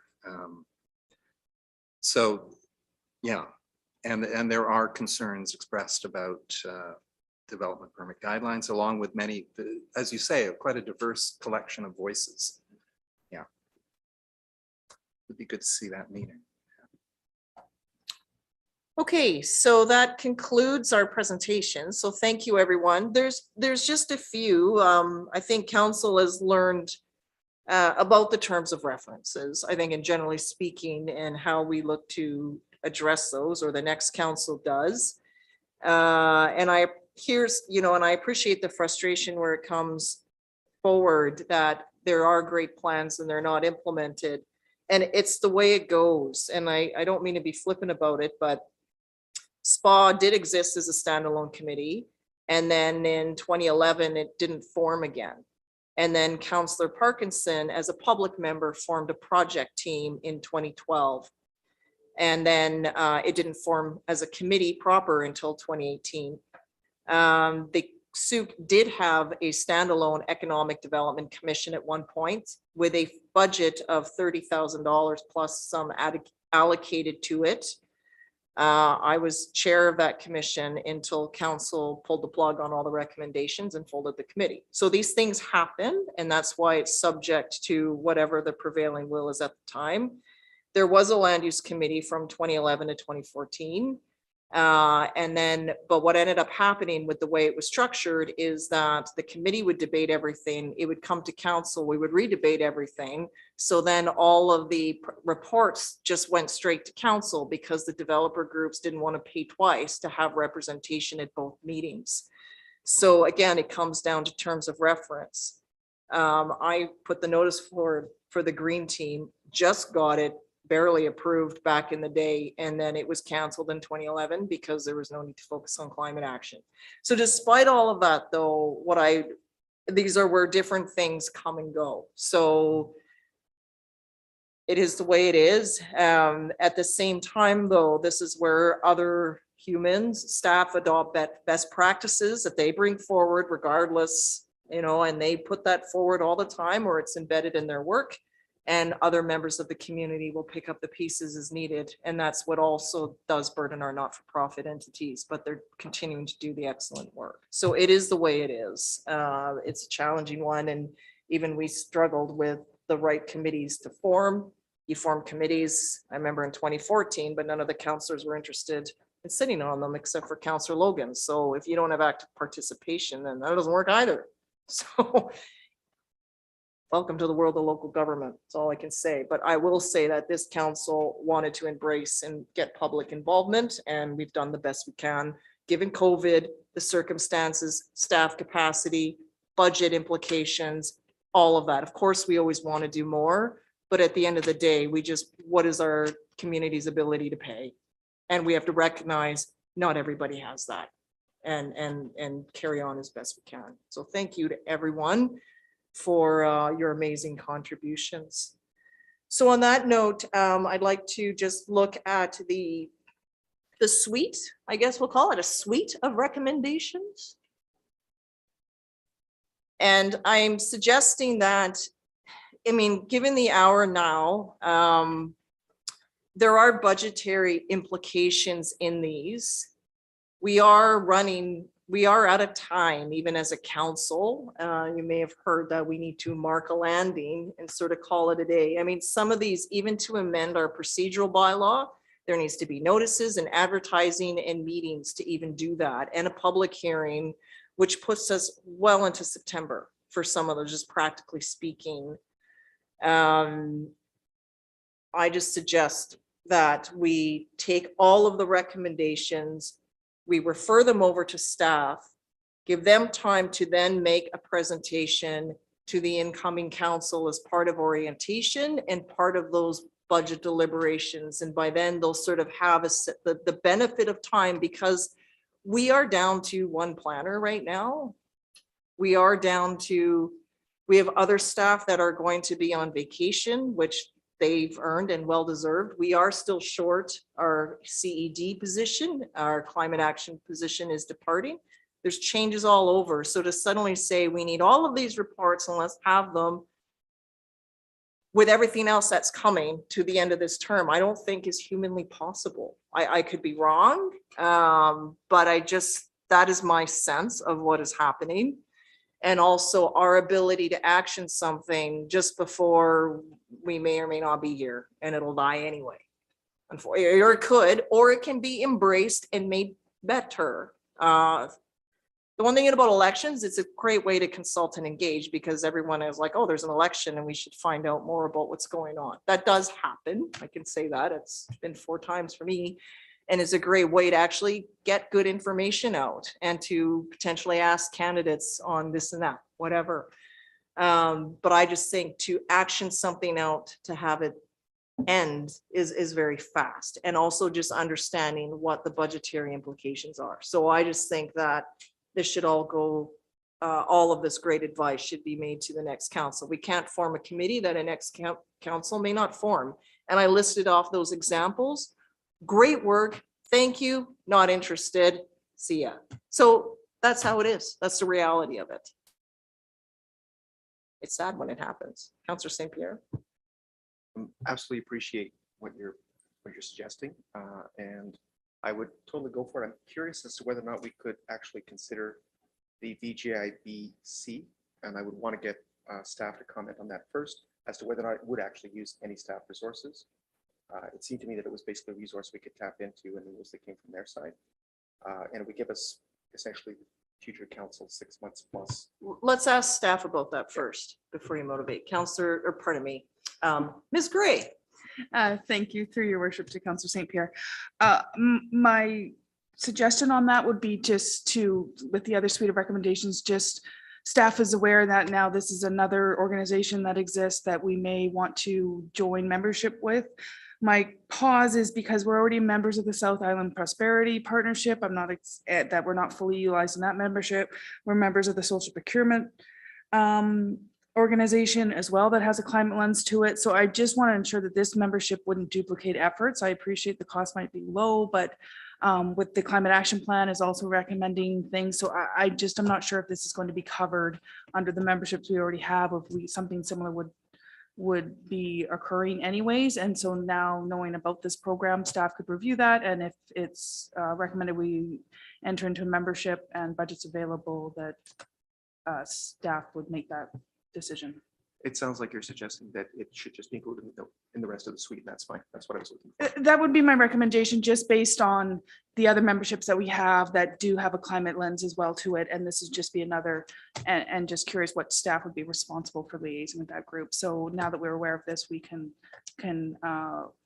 look into the membership, what would be involved, and if what they do is already covered by some of these other organizations that we're already a member of. Okay, Councillor Beddoes. Yeah, I'd like to make a motion that the committee of the whole recommend council refer all committee recommendations to staff for presentation to the new council during the orientation for their consideration. That's my motion. Okay, so that's been moved. Would you like to speak to it? No, I think it's been talked about. I think we're just in that position right now where it's going to be up to somebody else. It's some good stuff. It's there. Hopefully they use it. But that's out of our hands right now. Okay, thank you. On the motion, I'll go to Councillor Lajeunesse. You've moved up on the screen. So I'm going to go to you first and then to McMahon. Motion, please. Yeah, I would agree with Councillor Beddoes there. I think staff has enough on their plates right now, and to introduce a bunch of new recommendations at this point wouldn't be prudent. Okay, Councillor McMath, any comments? I support Councillor Beddoes' motion. Okay, in the room, Councillor Bateman. Well, I don't support the motion. I do agree with a lot of the logic you've raised here, but Councillor St. Pierre's point about the Vancouver Island Green Business Community. In fact, staff have looked. Our climate action coordinator has worked with the executive director of that organization and has presented to 2 committees, and 2 committees have said, let's spend $250 on a membership in this organization and be the first local, I think the first local government in BC to step in or on Vancouver Island. So that would seem to be a very simple cut a check and get it done. And likewise with the motion that arose out of the Climate Action Committee for advocacy, which i.e. a letter to be sent to the provincial government requesting a consideration for, excuse me, Bernie, for co-working hub in Sooke. That requires a letter. I'd be happy to draft that letter, in fact, and I don't think that would take up any staff time. Okay, Councillor Logans. I did have a question about the advocacy piece as well. Who are we meeting with at UBCM? We are meeting with public safety and education, and there was one or two more, and I'm Yeah, I Minister don't of recall Health. either. Because I was wondering if that might fit into an advocacy piece we could slide in. It in one could, of but those my meetings. challenge is that we have to provide a whole piece to it.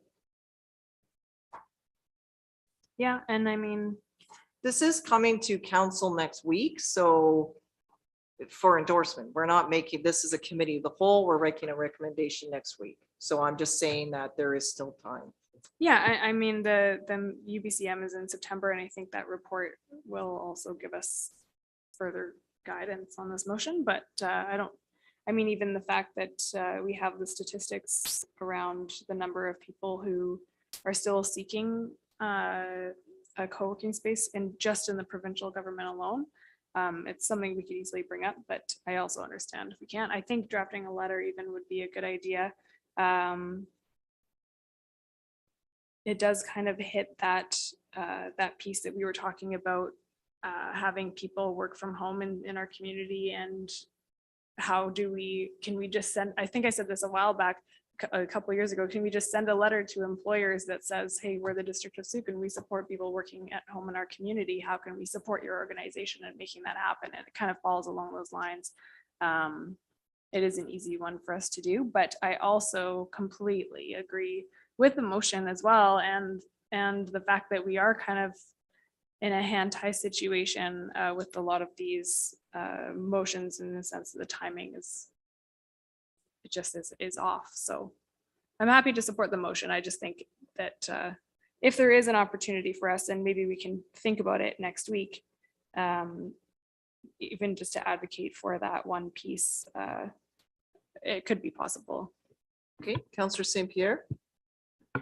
While being completely sensitive to the need to basically not take on too much at this point in time, I agree. I think it'd be worth investigating. I look forward to maybe getting more information for next week, specifically on those two items, because they do seem like awfully low-hanging fruit and good work to do. So It always seems that way, but you never know. So we'll see how that goes.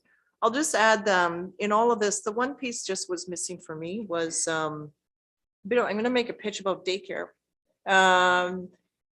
People say, why are parents driving their kids? Why can't they let their kids walk? Why do we have all this school traffic? What about this? It is the absence of before and after daycare in our community.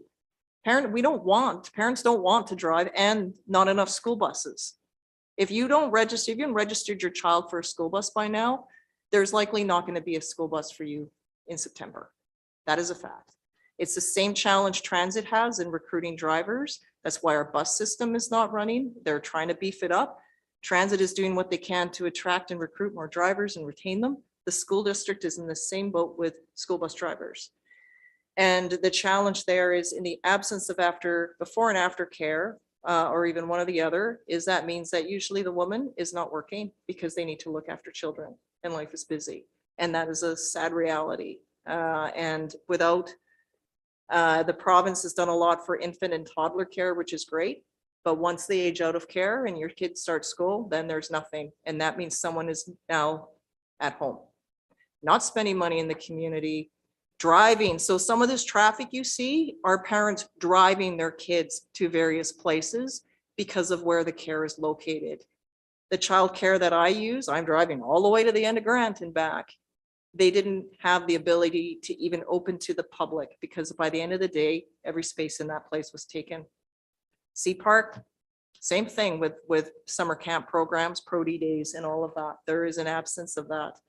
And it goes back to the ability to attract and recruit early childhood educators that have the ability to do the job.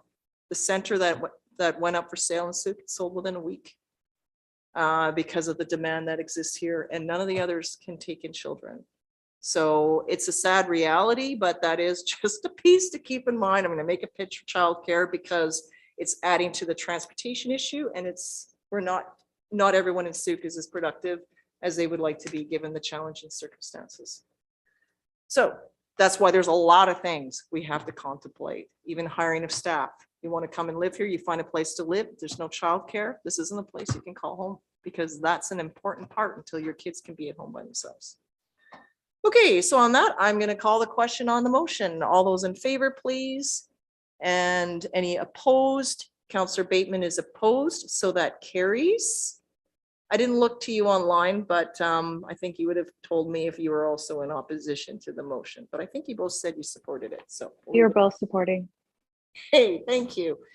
And on that note, there's no new business, and so I'll call for a motion to adjourn, please. Moved by Councillor Bateman. And I'll call the question on adjournment. All those in favor? And that's unanimous. Thank you, everyone. Thank you, everyone, for your time today. Good night.